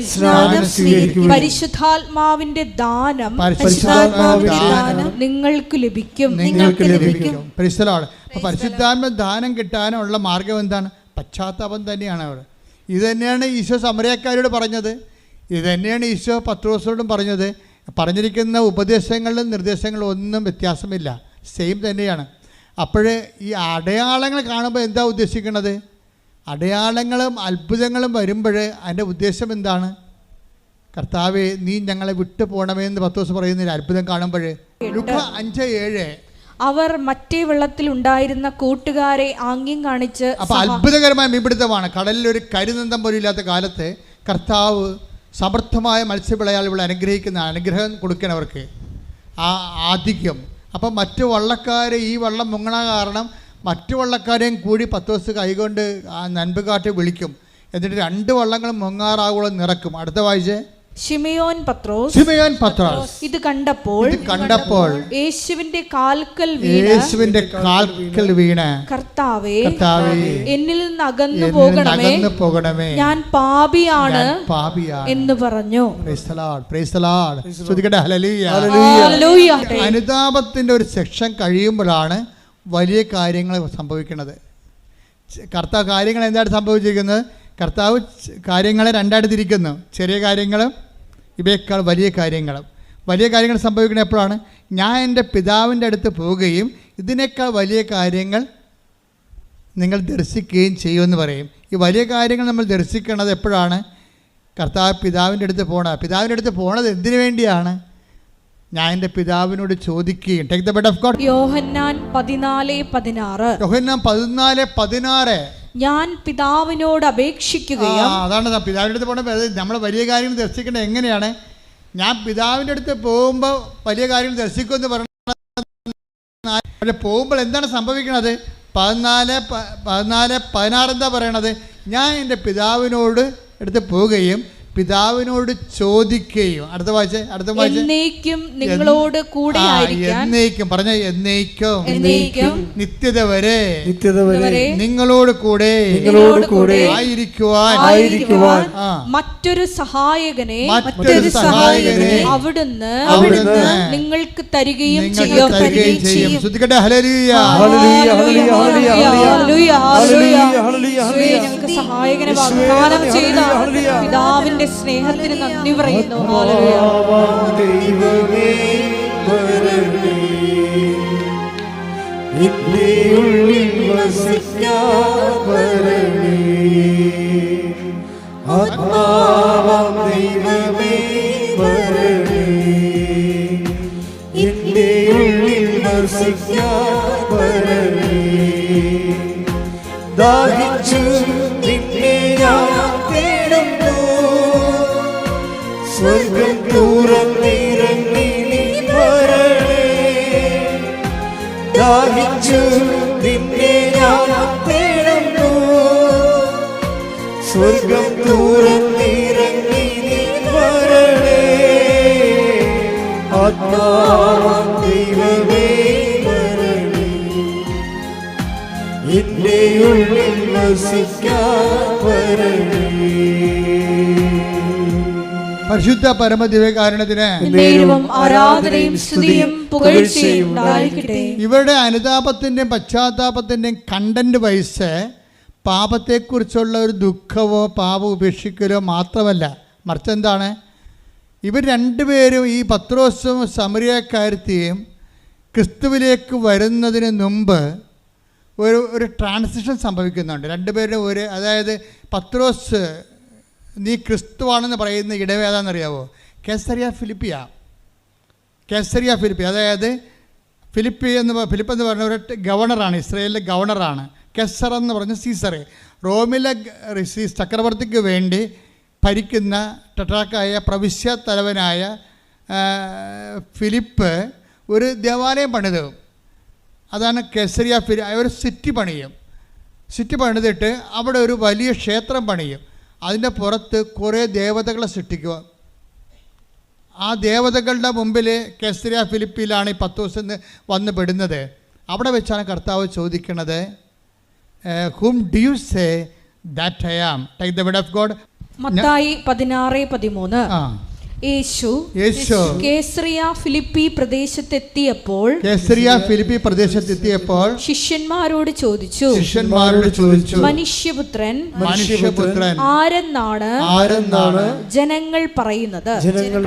അവിടെയാണ് വിഷയം വന്നത്. കാര്യം ഈ ഫിലിപ്പ് ഗവർണറെ ഈ സീസറിനെ പ്രോത്സാഹിപ്പിക്കാൻ വേണ്ടി അദ്ദേഹത്തിൻ്റെ പല വിഗ്രഹങ്ങളെ ഇവിടെ സ്ഥാപിച്ചിട്ടുണ്ട്. ചക്രവർത്തിയുടെ വിഗ്രഹമുണ്ട്, പിന്നെ കുറേ ചക്രവർത്തി ആരാധിക്കുന്ന ഡയാന ദേവിയുടെ വിഗ്രഹമുണ്ട്. പല വിഗ്രഹങ്ങൾ ഇങ്ങനെ ഈ മട്ടുപ്പാവൂർ ഈ കെസര ഫിലിപ്പിയുടെ ക്ഷേത്രത്തിന് മുകളിലുണ്ട്. അപ്പോൾ പത്രോസിൻ്റെ ഇതിന് മുമ്പ് നിർത്തിയിട്ടാണ് ചോദിക്കുന്നത്, whom do you say that I am എന്ന് ചോദിക്കുമ്പോൾ പത്രോസ് ഈ ക്ഷേത്രങ്ങളുടെ മുകളിലിരിക്കുന്ന എല്ലാ വിഗ്രഹങ്ങളെയും ഇങ്ങനെ നോക്കും. അപ്പോൾ ബറൂക്കിൻ്റെ പുസ്തകത്തിൽ എഴുതിയിട്ടുണ്ട്, എന്താണ്? അവയ്ക്ക് കണ്ണുണ്ട് പക്ഷെ കാണുന്നില്ല, അവയ്ക്ക് ചെവി കൊണ്ട് പക്ഷെ കേൾക്കുന്നില്ല, അവ സംസാരിക്കുന്നില്ല, അവയ്ക്ക് ജീവനില്ല. ഇത്രയും മനസ്സിലാക്കിയിട്ട് പത്രോസ് ഒരു നെടുവീർപ്പോടെ പറയും, ഇതുപോലെയുള്ള കണ്ണ് കാണാത്ത ചെവി കേൾക്കാത്ത ജീവനില്ലാത്ത ദൈവമല്ല നീ. You are Christ the son of the living God. നീ ജീവിക്കുന്ന ദൈവത്തിൻ്റെ പുത്രനായ മിശിഹ. കൈയടിക്കട്ടെ, സ്തുതിക്കട്ടെ, ഹല്ലേലൂയ. ഹല്ലേലൂയ, ഹല്ലേലൂയ, ഹല്ലേലൂയ, ഹല്ലേലൂയ, മഹത്വം, ആരാധന, ആരാധന, ഹല്ലേലൂയ.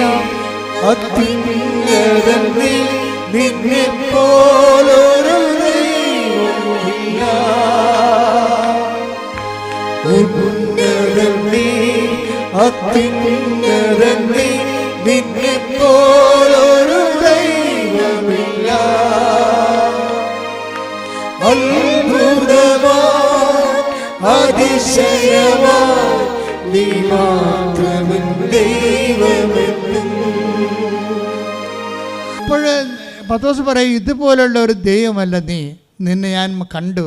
നീ കണ്ണിന് കാഴ്ച കൊടുക്കണേ കണ്ടു, ചെവികൾക്ക് കേൾവി കൊടുക്കണേ കണ്ടു, ഊമന സംഭാഷണ ശക്തി കൊടുക്കണേ കണ്ടു, കടലും മീത് നടക്കുന്ന കണ്ടു. നീ മനുഷ്യൻ്റെ കണ്ണീരൊപ്പുന്ന ജീവനുള്ള ദൈവമാണ്. You are Christ the son of the living God. നീ ജീവിക്കണം ദൈവത്തിൻ്റെ പുത്രനായ ക്രിസ്തുവാകുന്നു. ശ്രുതികട്ടെ, ഹല്ലേലൂയ. ഹല്ലേലൂയ, ഹല്ലേലൂയ, ഹല്ലേലൂയ, ഹല്ലേലൂയ,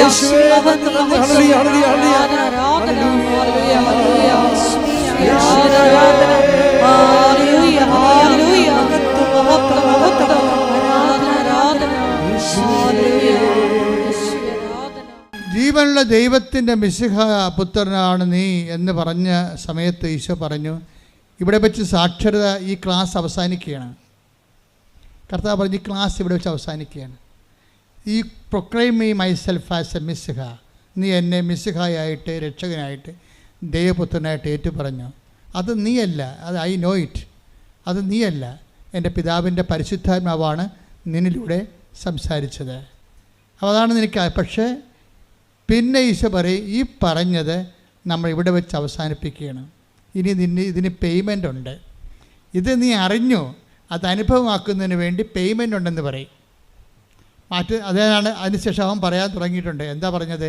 അതിൻ്റെ താഴെയുള്ള വീടാർപ്പണ പ്രവചനം വായിച്ച് 17 താഴെയുള്ളത് 16:21. അപ്പോൾ മുതൽ ഉണ്ടായി. ഇപ്പോൾ മുതലാണ് സംഭവിക്കുന്നത്. എന്താണ് അപ്പോൾ മുതൽ?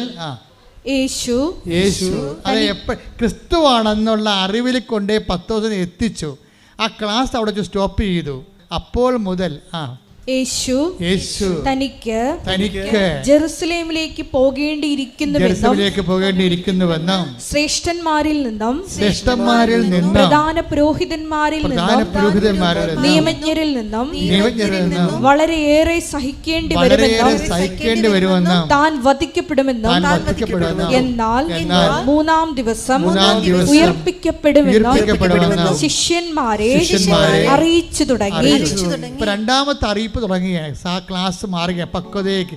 നമുക്ക് വിശ്വാസത്തിൻ്റെ പ്രഥമ പാഠങ്ങൾ പിന്നിട്ട് പക്വതയിലേക്ക് വളരാൻ വേണ്ടി പറയുമ്പോൾ, പക്വതയിൽ ക്രിസ്തുവിനെ നിത്യതയുടെ അച്ചാരമായിട്ട് കണ്ടെത്തിയവൻ, അതിൻ്റെ മുഴുവൻ തുക കൊടുത്താൽ മാത്രമേ ഇത് മൊത്തമായിട്ട് നമ്മുടെ സ്വന്തമായിട്ട് മാറത്തുള്ളൂ.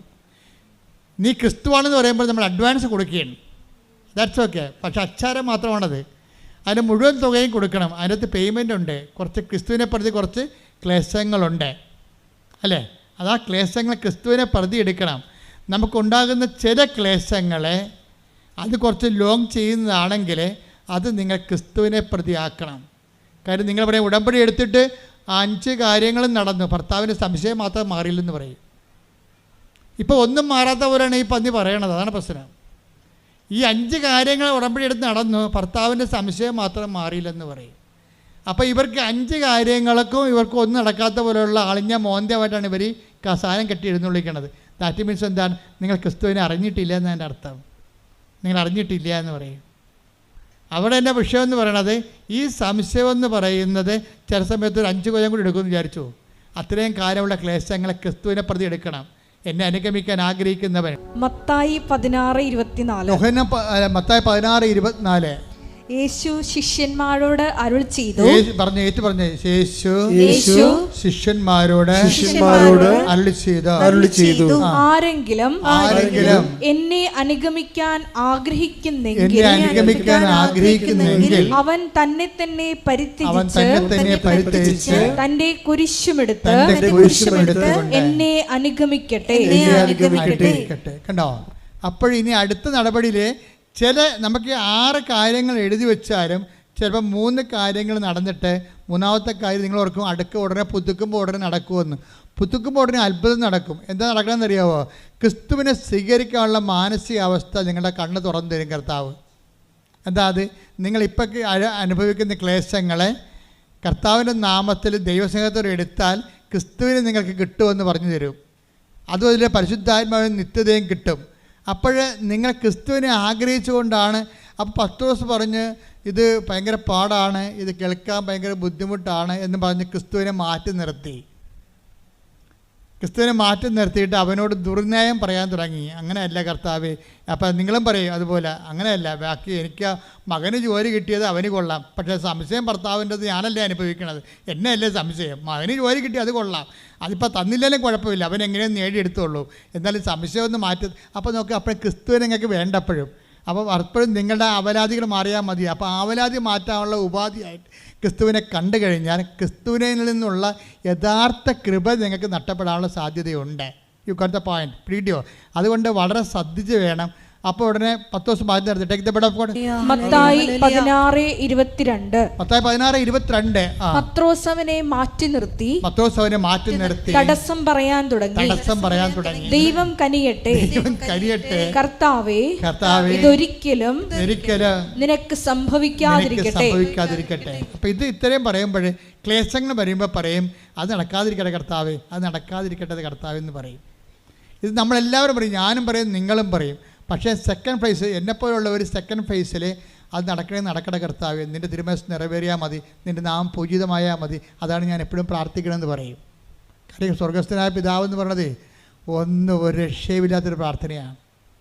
സ്വർഗസ്ഥനായ പിതാവിൻ്റെ ഒരു പ്രാർത്ഥനയ്ക്ക് ഒരു ജന്മത്തെ നിലനിർത്താൻ കഴിയാൻ പറ്റും. ഒരു വരി മതി.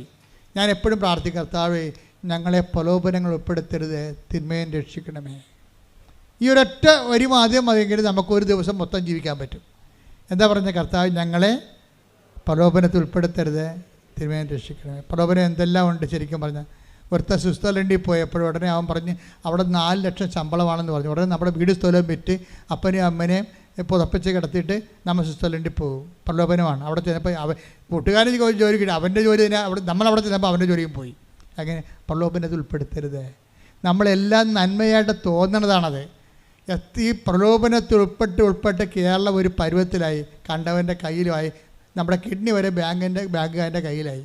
എന്താണ് അല്ല തമസല്ലേ? എല്ലാവരുടെ കിഡ്നിയും പണയമാണ്. ഇടയ്ക്കൊന്ന് തപ്പി നോക്കണേ, ബാങ്കുകാർ അടിച്ചിട്ട് പോയാന്നറിയത്തില്ല. അതിൻ്റെ പ്രശ്നം എന്നാൽ ഓരോ കാര്യം വരുമ്പോൾ മക്കളെടുത്ത് ചാടും, നമ്മളെ കൂടെ ചാടും. ഞാൻ ക്യാമറ വെള്ളത്തിലോട്ട് പോട്ടെ, ആ വെള്ളത്തിലോട്ട് പോട്ടെ. നമ്മൾ മക്കളുടെ കൂടെ ചാടുകയാണേ. മക്ക് വിവരമില്ല പറഞ്ഞായിരിക്കും ചിലപ്പോഴേ അവിടെ കൂട്ടുകാരൻ്റെ പോയെന്ന് പറഞ്ഞാണ്. നമ്മളുടനെ വീട് സ്ഥലവും വിറ്റ് ആ പിള്ളേരുടെ കൂടെ വെള്ളത്തിൽ ക്യാമറയുമായിട്ട് ചാടണ പോലെ ചാടിയതാണ്. അങ്ങനെ വരുമ്പോൾ ഞങ്ങളെ എപ്പോഴും നമ്മൾ ഇത് പ്രാർത്ഥിക്കണം. എന്താണ്? ഞങ്ങളെ സ്വർഗസ്ഥനായ പിതാവ് മൊത്തം പ്രാർത്ഥിക്കുന്നതിനേക്കാളും അത് നിങ്ങൾ പ്രാർത്ഥിച്ചോ, പക്ഷേ അതിൻ്റെ ഓരോ വരിയും രാവിലെ എഴുന്നേൽക്കുമ്പോൾ അന്നു വേണ്ട ആഹാരം ഇത് ഞങ്ങൾക്ക് തരണമേ, അന്ന് ഇന്നത്തെ കാര്യം നടത്തി തരണമെന്നാണ്. അതിൽ ഏറ്റവും വലിയ സംഭവം വരും അത്. പിന്നെ എന്താണ്? ഞങ്ങൾക്ക് എന്തെല്ലാം നടത്തി തന്നാലും ഞങ്ങൾ പ്രലോഭനത്തിൽ വീണ് കഴിഞ്ഞാൽ ഈ ജന്മത്ത് പൊങ്ങി വരത്തില്ല. കാരണം നമ്മുടെ വീടും കുടിയും എല്ലാം പാട്ടത്തിലും കടത്തിലുമായി. നമ്മൾ ഒരു മെത്തയുടെ പരസ്യം കാണുമ്പോൾ തോന്നും, ഒരു മെത്തയുടെ പരസ്യം കണ്ട് പപ്പ നല്ല മെത്ത, നല്ല അടി, നമുക്കതൊരെണ്ണം മേടിക്കണം. എന്തിനാണ്? വാടക വീട്ടിൽ ഇടാനാണ്. അപ്പം ചോദിക്കണം അതാണ്. ഈ പരസ്യം കാണുമ്പോൾ മക്കൾ ചാടും, പക്ഷെ അപ്പം പറയും ഇത് നമ്മൾ വാടക വീട്ടിൽ കൊണ്ടുപോയിട്ട് കഴിഞ്ഞാൽ അയാൾ ഇറങ്ങാൻ വരുമ്പോൾ ഈ മെത്തയും കൂടി വലിച്ചോണ്ട് ഇപ്പം നമുക്ക് വെറുതെ പോയാൽ മതി.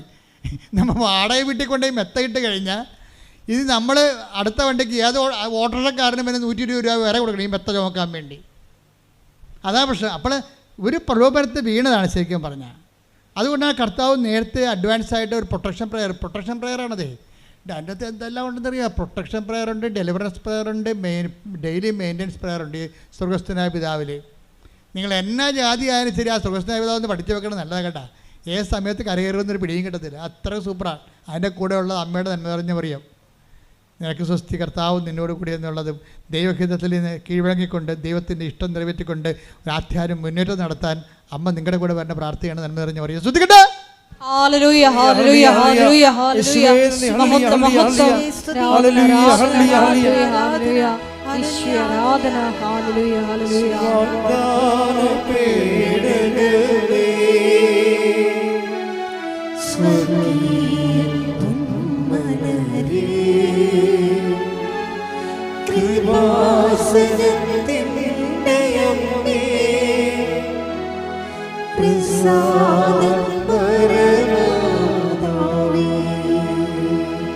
പരിശുദ്ധ പരമ ദിവ്യകാരുണ്യത്തിന് നേരവും ആരാധനയും സ്തുതിയും പുകഴ്ചയും ഉണ്ടായിരിക്കട്ടെ. പരിശുദ്ധ പരമ ദിവ്യകാരുണ്യത്തിന് നേരവും ആരാധനയും സ്തുതിയും പുകഴ്ചയും ഉണ്ടായിരിക്കട്ടെ. പത്രോസിന്റെ ക്രിസ്തുവിലേക്കുള്ള ദൂരത്തിൽ ഒരു ട്രാൻസിഷൻ എന്താണ്, ഒരു പെട്ടെന്നുള്ളൊരു ഷിഫ്റ്റിംഗ് വരുന്നുണ്ട്. ഷിഫ്റ്റിംഗ് എന്ന് വെച്ച് കഴിഞ്ഞാൽ പത്രോസ് നീ ക്രിസ്തുവാണെന്നെല്ലാം പ്രഖ്യാപിച്ച് കഴിഞ്ഞതിന് ശേഷം പെട്ടെന്ന് പത്രോസിനോട് പറഞ്ഞു, നീ ജീവനുള്ള ദൈവത്തിൻ്റെ പുത്രനായ മിശിഹായാണെന്ന് പത്രോസ് പ്രഖ്യാപിച്ചു. എപ്പോഴും നമ്മളൊരു ട്രാൻസിഷന് മുമ്പ് അല്ലെങ്കിൽ നമ്മളൊരു വിശ്വാസത്തിൻ്റെ രണ്ടാം ഘട്ടത്തിൽ നമ്മൾ ക്രിസ്തുവിലേക്ക് എക്സ്ട്രാക്ഷൻ വരണം. ക്രിസ്തുവിനെ അറിഞ്ഞിട്ടും പിന്നെ കാണുന്ന സ്ഥലങ്ങളിലെല്ലാം നമ്മൾ പ്രാർത്ഥിക്കാൻ പോയാൽ പ്രശ്നമുണ്ടാകുന്നല്ല, നമ്മൾ ക്രിസ്തുവിനെ അത്ര കണ്ട് നമുക്ക് അനുഭവവേദ്യമാകാതെ വരും. പ്രശ്നം എന്താ? ഒരു പ്രശ്നം ഉണ്ടാകത്തില്ല. വേണമെങ്കിൽ നിരീശ്വരവാദിയായിട്ട് ഞങ്ങൾ ഇവിടെ ജീവിക്കാം. നിരീശ്വരന്മാരൊക്കെ കണ്ടില്ലേ, ടി വിയിലിരുന്ന് ചർച്ച ചെയ്യുന്ന നിരീശ്വരന്മാർ ആരെങ്കിലും അവിടെ എല്ലാം നല്ല ആരോഗ്യമുള്ളവരല്ലേ?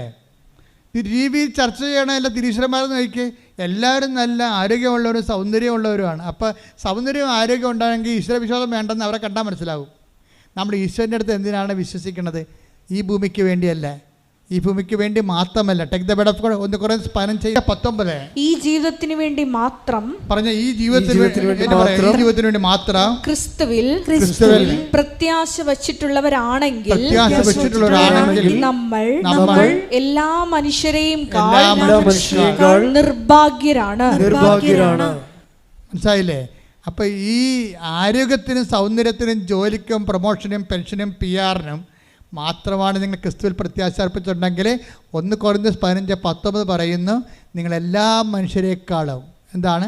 ഹതഭാഗ്യരാണ്. നിരീശ്വരന്മാരെക്കാളും ഹതഭാഗ്യരാണ്. കാര്യം ഈ ജീവിതം അവർക്കുണ്ട്, നമുക്കുണ്ട്. പിന്നെ എന്താ വ്യത്യാസം? പിന്നെ എന്താ കെട്ടിയെടുത്ത് വിശ്വാസിയാകണത്? വിശ്വാസിയാകുക എന്ന് വെച്ച് കഴിഞ്ഞാൽ നിത്യവിശ്വാസി എന്ന് എൻ്റെ അർത്ഥം. നിത്യത അവകാശമാക്കുക എന്നുള്ളതാണ്. ഈ ജീവിതത്തിൻ്റെ അപ്പുറത്തൊരു ജീവിതത്തെ ക്രിസ്തുവിൻ്റെ കൂടെ ആയിരിക്കേണ്ട ഒരു ജീവിതത്തെ കണ്ടെത്തുകയാണ്. അതിനൊരു ട്രാൻസിഷൻ വേണം. അതിന് പത്രോസ് പറഞ്ഞു, നീ ജീവനുള്ള ദൈവത്തിൻ്റെ പുത്രനായ മിശിഹായാണെന്ന് പറഞ്ഞു. അപ്പോൾ ഒത്തിരി ക്ഷേത്രങ്ങളെ അതുപോലെ തന്നെ ദൈവസന്നിധാന സങ്കേതങ്ങളൊക്കെ നിലവിലുള്ള ദൈവസങ്കേതങ്ങളെ കാണിച്ചുകൊണ്ടാണ് ഈശോ ചോദിക്കണത്.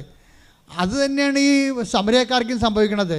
സമരക്കാർക്ക് ഒരു ക്രിസ്തുവിലേക്കുള്ള ട്രാൻസിഷന് മുമ്പ് ഇതുപോലൊരു മലയും അതുപോലുള്ള വിശ്വാസം കാണുന്നുണ്ട്. 4:20 എടുത്ത് യോഹന്നാൻ 4:20 ഞങ്ങളുടെ പിതാക്കന്മാർ അതേ കിടക്കണ സംഭവം കണ്ട ഞങ്ങളുടെ പിതാക്കന്മാർ ഈ മലയിൽ ആരാധന നടത്തി. മൗണ്ട് ഗെരീസിം, അതാണ് മൗണ്ട് ഗെരീസിം, ഈ മലയിൽ ആരാധന നടത്തി.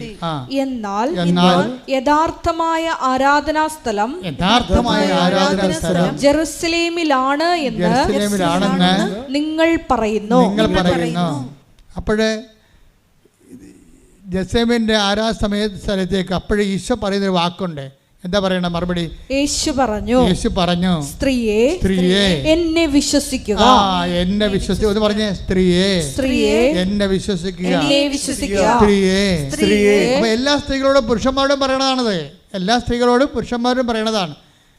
അവിടെ ഇവിടെ ആരാധന ഉണ്ടല്ലോ എന്ന് പറയും സ്ത്രീയെ പുരുഷ എന്താണ്? എന്നെ വിശ്വസിക്കുക. പിന്നെന്താണ്? ഈ മലയിലോ പറഞ്ഞു ജെറുസലേമിലോ നിങ്ങൾ പിതാവിനെ ആരാധിക്കാത്ത സമയം വരുന്നു. അല്ല, വന്നു കഴിഞ്ഞു. അതുകൂടി വായിച്ചോളൂ. നിങ്ങൾ അറിയാത്തതിനെ നിങ്ങൾ അറിയാത്തതിനെ ആരാധിക്കുന്നു, ഞങ്ങൾ അറിയുന്നതിനെ ആരാധിക്കുന്നു. എന്തെന്നാൽ രക്ഷ യഹൂദരിൽ നിന്നാണ്. ക്രിസ്തു വരണത് യഹൂദരിൽ നിന്നാണല്ലോ എന്നാണ്. രക്ഷ എന്ന് വെച്ചാൽ ക്രിസ്തുവാണ് അവിടെ. എന്നാൽ യഥാർത്ഥ ആരാധകർ ആത്മാവിലും സത്യത്തിലും പിതാവിനെ ആരാധിക്കുന്ന സമയം വരുന്നു. അല്ല, അത് ഇപ്പോൾ തന്നെയാണ്. എപ്പോഴാണ് നിങ്ങൾ ക്രിസ്തുവിനെ സ്വീകരിക്കണത്? ഒരു ട്രാൻസിഷൻ നിങ്ങളുടെ അതായത് അത്ഭുതങ്ങൾ, അതിനുശേഷം അത്ഭുതങ്ങൾ, അടയാളങ്ങൾ, അതിനുശേഷം വിശ്വാസത്തിൻ്റെ പ്രഥമപാഠം പിന്നിട്ട് നമ്മൾ പക്വതയിലേക്ക് കടക്കുമ്പോൾ ക്രിസ്തുവിനെ നമ്മൾ രക്ഷകനായിട്ട് സ്വീകരിക്കുന്നു. രക്ഷകനായി സ്വീകരിച്ച് കഴിയുന്നതിന് മുമ്പ് തന്നെ നമ്മൾ ക്രിസ്തു അല്ലാത്ത എല്ലാത്തിനെയും, അല്ല നിത്യജീവൻ നൽകാത്ത എല്ലാത്തിനെയും നമ്മൾ നമ്മുടെ വിശ്വാസത്തിൻ്റെ പിന്നാമ്പുറങ്ങളിലേക്ക് മാറ്റും. എന്തു ചെയ്യും? എന്ത് പറയും? Your Christ the son of the living God. നീയാണ് ക്രിസ്തു, ജീവിക്കണ ദൈവത്തിൻ്റെ പുത്രനായ മിശിഹ എന്ന് പറയുമ്പോഴേ നിത്യതയിലേക്ക് നമ്മൾ ക്രിസ്തുവിലൂടെയാണ് ദൈവം നമ്മളെ ക്ഷണിക്കണത്. പ്രാർത്ഥിക്കുക. കർത്താവായ ദൈവമേ, ഞങ്ങളെ അങ്ങയുടെ നാമത്തിലേക്ക് നിത്യതയിലേക്ക് ക്ഷണിക്കുകയും വിശ്വാസത്തിന്റെ പ്രഥമ പാഠങ്ങൾ പിന്നിട്ട് പക്വതയിലേക്ക് വളരുവാൻ ഞങ്ങളെ അനുഗ്രഹിക്കണമേ. ഇപ്പൊ പാല് കൊടുക്കേണ്ട കാലം, കുഞ്ഞുങ്ങൾക്ക് പാല് കൊടുക്കേണ്ട കാലമുണ്ട്. പാല് എപ്പോഴും നമ്മൾ പാലാണ് കുഞ്ഞുങ്ങൾക്ക് കൊടുക്കണത്. ഇപ്പോൾ കുഞ്ഞുങ്ങൾ വളർന്നു കഴിയുമ്പോൾ ഇറച്ചി കഷ്ണം കൊടുക്കും, അല്ലേ? ചോറ് കൊടുക്കും. ടൈത്തപ്പെട്ടപ്പോൾ നിങ്ങൾക്ക് പാലാണ് ആവശ്യമെന്ന് പറയുന്നില്ല. ശ്രുതിക്കട്ടെ. ഹല്ലേലൂയ, ഹല്ലേലൂയ, ഹല്ലേലൂയ, ഹല്ലേലൂയ, ഹല്ലേലൂയ. യേശുവേ നന്ദി. ഹല്ലേലൂയ, ഹല്ലേലൂയ. ആരാധ്യനേ, പരിശുദ്ധനേ, പരമോന്നതാ യേശുവേ, അണയുന്നു ഞാൻ തിരുമുൻപിലായി, അലിവോടെ ഹെബ്രായർ 5:12. ഹെബ്രായർ 5:12. ഇതിനകം നിങ്ങൾ എല്ലാവരും പ്രബോധകരാകേണ്ടിയിരുന്നവരാണ്. അതാണ് പ്രശ്നം എന്ന് പറഞ്ഞേ. അപ്പം നിങ്ങളെല്ലാവരും പ്രാർത്ഥനക്കാരാണല്ലോ. ഇപ്പോൾ കസ്മാറ്റിക്കാർ 10-50 കൊല്ലം ഇവിടെ വർക്ക് ചെയ്ത് കഴിഞ്ഞപ്പോൾ പ്രാർത്ഥനക്കാരുടെ എണ്ണം കൂടി. ബ്രദർമാരെ കണ്ടക്കഴിഞ്ഞ് ഇപ്പോൾ 2 കല്യാണം കഴിഞ്ഞ് കല്യാണത്തിന് വല്ല മനസ്സമ്മതം കഴിഞ്ഞാൽ എന്നോട് പറയാം, എൻ്റെ അച്ഛാ മകളുടെ കല്യാണത്തിന് മനസ്സമ്മതമായി, ഒത്തുചോദ്യം കഴിഞ്ഞെന്ന് പറയും. പെണ്ണിൻ്റെ അപ്പനൊരു പ്രാർത്ഥനക്കാരനാണെന്ന് പറയും. അതിൻ്റെ അർത്ഥം എന്താ? ബ്രദറാണെന്നാണ് പറയണത്, പ്രാർത്ഥനക്കാരെന്നാണ് വിളിക്കണത്. പെണ്ണിൻ്റെ അപ്പനൊരു പ്രാർത്ഥനക്കാരനാണ് എന്ന് വെച്ച് കഴിഞ്ഞാൽ ഒരു കേരള സഭയിൽ ഉരുത്തിരിഞ്ഞ് വന്ന പുതിയൊരു ആത്മീയ വംശമാണ് പ്രാർത്ഥനക്കാരുടെ വർഗം, വർഗം. അപ്പോഴതിൻ്റെ അകത്ത് അതാണ് എൻ്റെ പ്രഥമ പാഠങ്ങളാണത്. വിശ്വാസത്തിൻ്റെ പ്രഥമ പാഠങ്ങളാണ് പ്രാർത്ഥനക്കാരുണ്ടാകണത്. പിന്നെ എന്താണ് ഇവിടെ 5:12 അതല്ല പറയണത്. എന്താ പറയണത്? ഒന്ന് വായിച്ചത്. ഇതിനകം നിങ്ങളെല്ലാവരും പ്രബോധകരാകേണ്ടിയിരുന്നവരാണ്. അതാണ് പ്രശ്നം. അതായത് ഒരു വിഷയം വരുമ്പോഴേ ഉടനെ കൃപാസനത്തിൽ വന്ന് ബ്രദറിനെ കാണണം, സിസ്റ്ററിനെ കാണണം, അച്ഛനെ കാണണം എന്നല്ല പറയണത്. നിങ്ങളെ പരസ്പരം സങ്കീർത്തനങ്ങൾ കൊണ്ട് പ്രബോധിപ്പിക്കാൻ.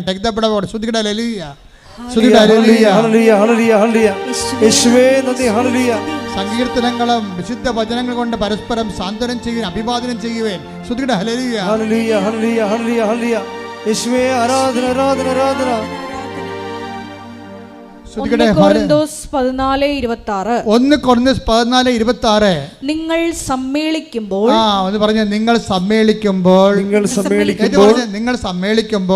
സമ്മേളിക്കുമ്പോൾ ഓരോരുത്തർക്കും ഒരു സങ്കീർത്തനമോ സാരോപദേശമോ വെളിപാടോ ഭാഷയോ വ്യാഖ്യാനമോ ഉണ്ടായിരിക്കും. ഇവയെല്ലാം ആത്മീയോത്കർഷത്തിനായി ഉപയോഗപ്പെടുത്തുകയും ചെയ്യട്ടെ. കണ്ടില്ലേ? അപ്പോൾ ഒരു സങ്കടക്കാരൻ വന്നു കഴിഞ്ഞാൽ ഉടനെ നിങ്ങൾ പറയേണ്ടത് എന്താണ്? ഉടനെ അച്ഛന് കൃപാസനത്തിൽ പോകാൻ പറയും. കൃപാസനത്തിൽ പോകാൻ പറയേണ്ടെന്നല്ല പറയേണ്ടത്, നിങ്ങൾ വളരണമെന്നാണ് പറയണത്. എന്താ കാര്യം? നിങ്ങൾ ഇതിനകം ഹെബ്രായർ 5:12 എന്താ പറയണത്? ഇതിനകം നിങ്ങൾ പ്രബോധകരാകേണ്ടിയിരുന്നവരാണ്. അത് തന്നെയാണ് ഈ പറഞ്ഞ് വായിച്ചിരിക്കണം. ഇത് ഒന്ന് കുറഞ്ഞ ഇപ്പോൾ അപ്സം വായിച്ച വചനം ഏതാണ്? 1 കൊരിന്തോസ് 14:26. 1 കൊരിന്തോസ് 14:26. നിങ്ങൾ സമ്മേളിക്കുമ്പോൾ ഓരോരുത്തർക്കും ഒരു സങ്കീർത്തനമോ സാരോപദേശമോ വെളിപാടോ ഭാഷയോ വ്യാഖ്യാനമോ ഉണ്ടായിരിക്കട്ടെ. ഇവയെല്ലാം ആത്മീയോത്കർഷത്തിനായി ഉപയോഗപ്പെടുത്തുകയും ചെയ്യട്ടെ. ഇന്നിപ്പോഴ് ഉടമ്പടി എടുത്ത പലർക്കും വെളിപാടുണ്ട്. ഉടമ്പടി എടുത്ത പലർക്കും വചനങ്ങൾ അറിയാം. കാര്യം എല്ലാ ദിവസവും ഒരു വചനം വായിക്കുന്നുണ്ട്, വചനം കേൾക്കുന്നുണ്ട്. അപ്പോൾ ഞാൻ ആദ്യം പറഞ്ഞ സഹോദരി രാത്രി 2 മണി വരെ ഇരുന്നാണ് ഈ സാക്ഷ്യങ്ങൾ വചനം കേൾക്കണത്. അപ്പോൾ അങ്ങനെ പ്രാർത്ഥനയെ വ്യാപരിക്കുമ്പോൾ ഒരാളൊരു സങ്കടം പറഞ്ഞാൽ നമ്മൾ ഉടനെ അവരോട്, ഇപ്പം ഇന്നലെ ഒരു സാക്ഷ്യം ഞാൻ കേട്ടു. എന്താ പ്രശ്നം എന്ന് വെച്ച് കഴിഞ്ഞാൽ, അവൾ മാതാവിൻ്റെ മുമ്പ് നിൽക്കുകയാണ്. അവളുടെ മകള് എന്തോ പരീക്ഷയുടെ കാര്യത്തിന് ഭയങ്കരമായ സംഘർഷത്തിലാണ്. അപ്പോൾ ഉടനെ അവിടെ അമ്മ പറയും, 7 മാതാവ് കാണിക്കുന്നുണ്ട് മോളെ, 7-ാം തീയതി ആയിരിക്കും നിൻ്റെ കാര്യങ്ങൾ ചെയ്യുക എന്ന് പറയും. അപ്പോൾ വെളിപാടല്ലേ അത്? ആ 7-ാം തീയതി 6-ാം തീയതി ആണെങ്കിൽ ആ പേപ്പർ വന്നെങ്കിലും അവൾ അഡ്മിഷൻ കിട്ടിയിരിക്കുന്നത് 7-ാം തീയതിയാണ് അമ്മ പറഞ്ഞ. അതാണ് ഇന്നലെ കേട്ട സാക്ഷ്യം. 7 മാതാവ് കാണിക്കുന്നുണ്ട് മകളെ, നിൻ്റെ കാര്യം നടക്കണം 7-ാം തീയതി ആയിരിക്കും. അത് വെളിപാടല്ലേ? അപ്പോൾ ഇന്ന് സാധാരണ അമ്മമാർക്ക് പോലും, നിങ്ങളുടെ പിതാക്കന്മാർ സ്വപ്നങ്ങൾ കാണും, യുവാക്കന്മാർക്ക് ദർശനങ്ങൾ ഉണ്ടാകുമെന്ന് പറയുന്നത് ഏറ്റവും പെട്ടെന്ന് നടക്കുന്നത് എവിടെയാണ്? ഉടമ്പടിയിലാണ്. കൈയടിക്കട്ടെ, ശ്രദ്ധിക്കട്ടെ.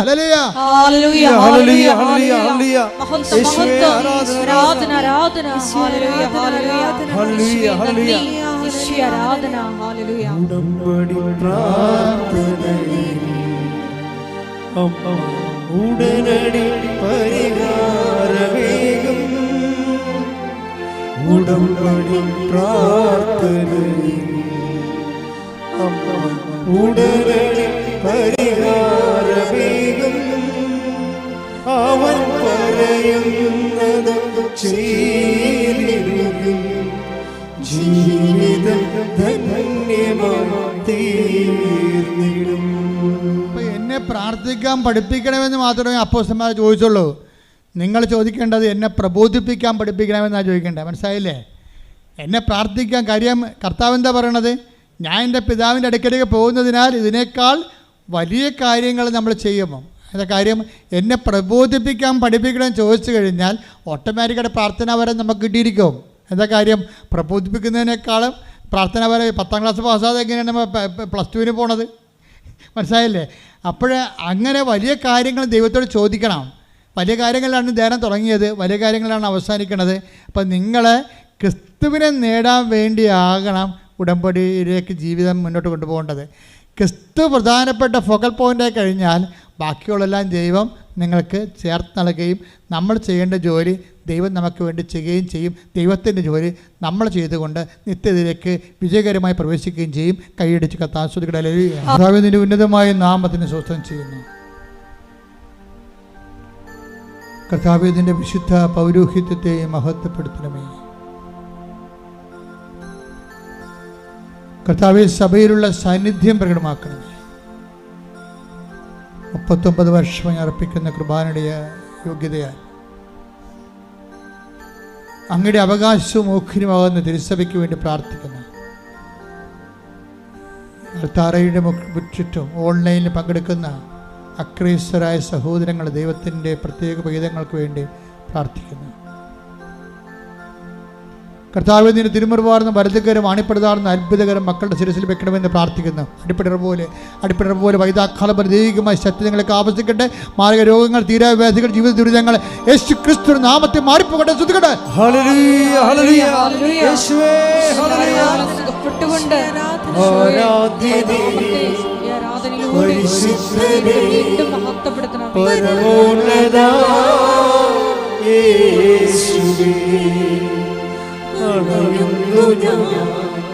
തിരുമുൻപിനാ അലിവോടെ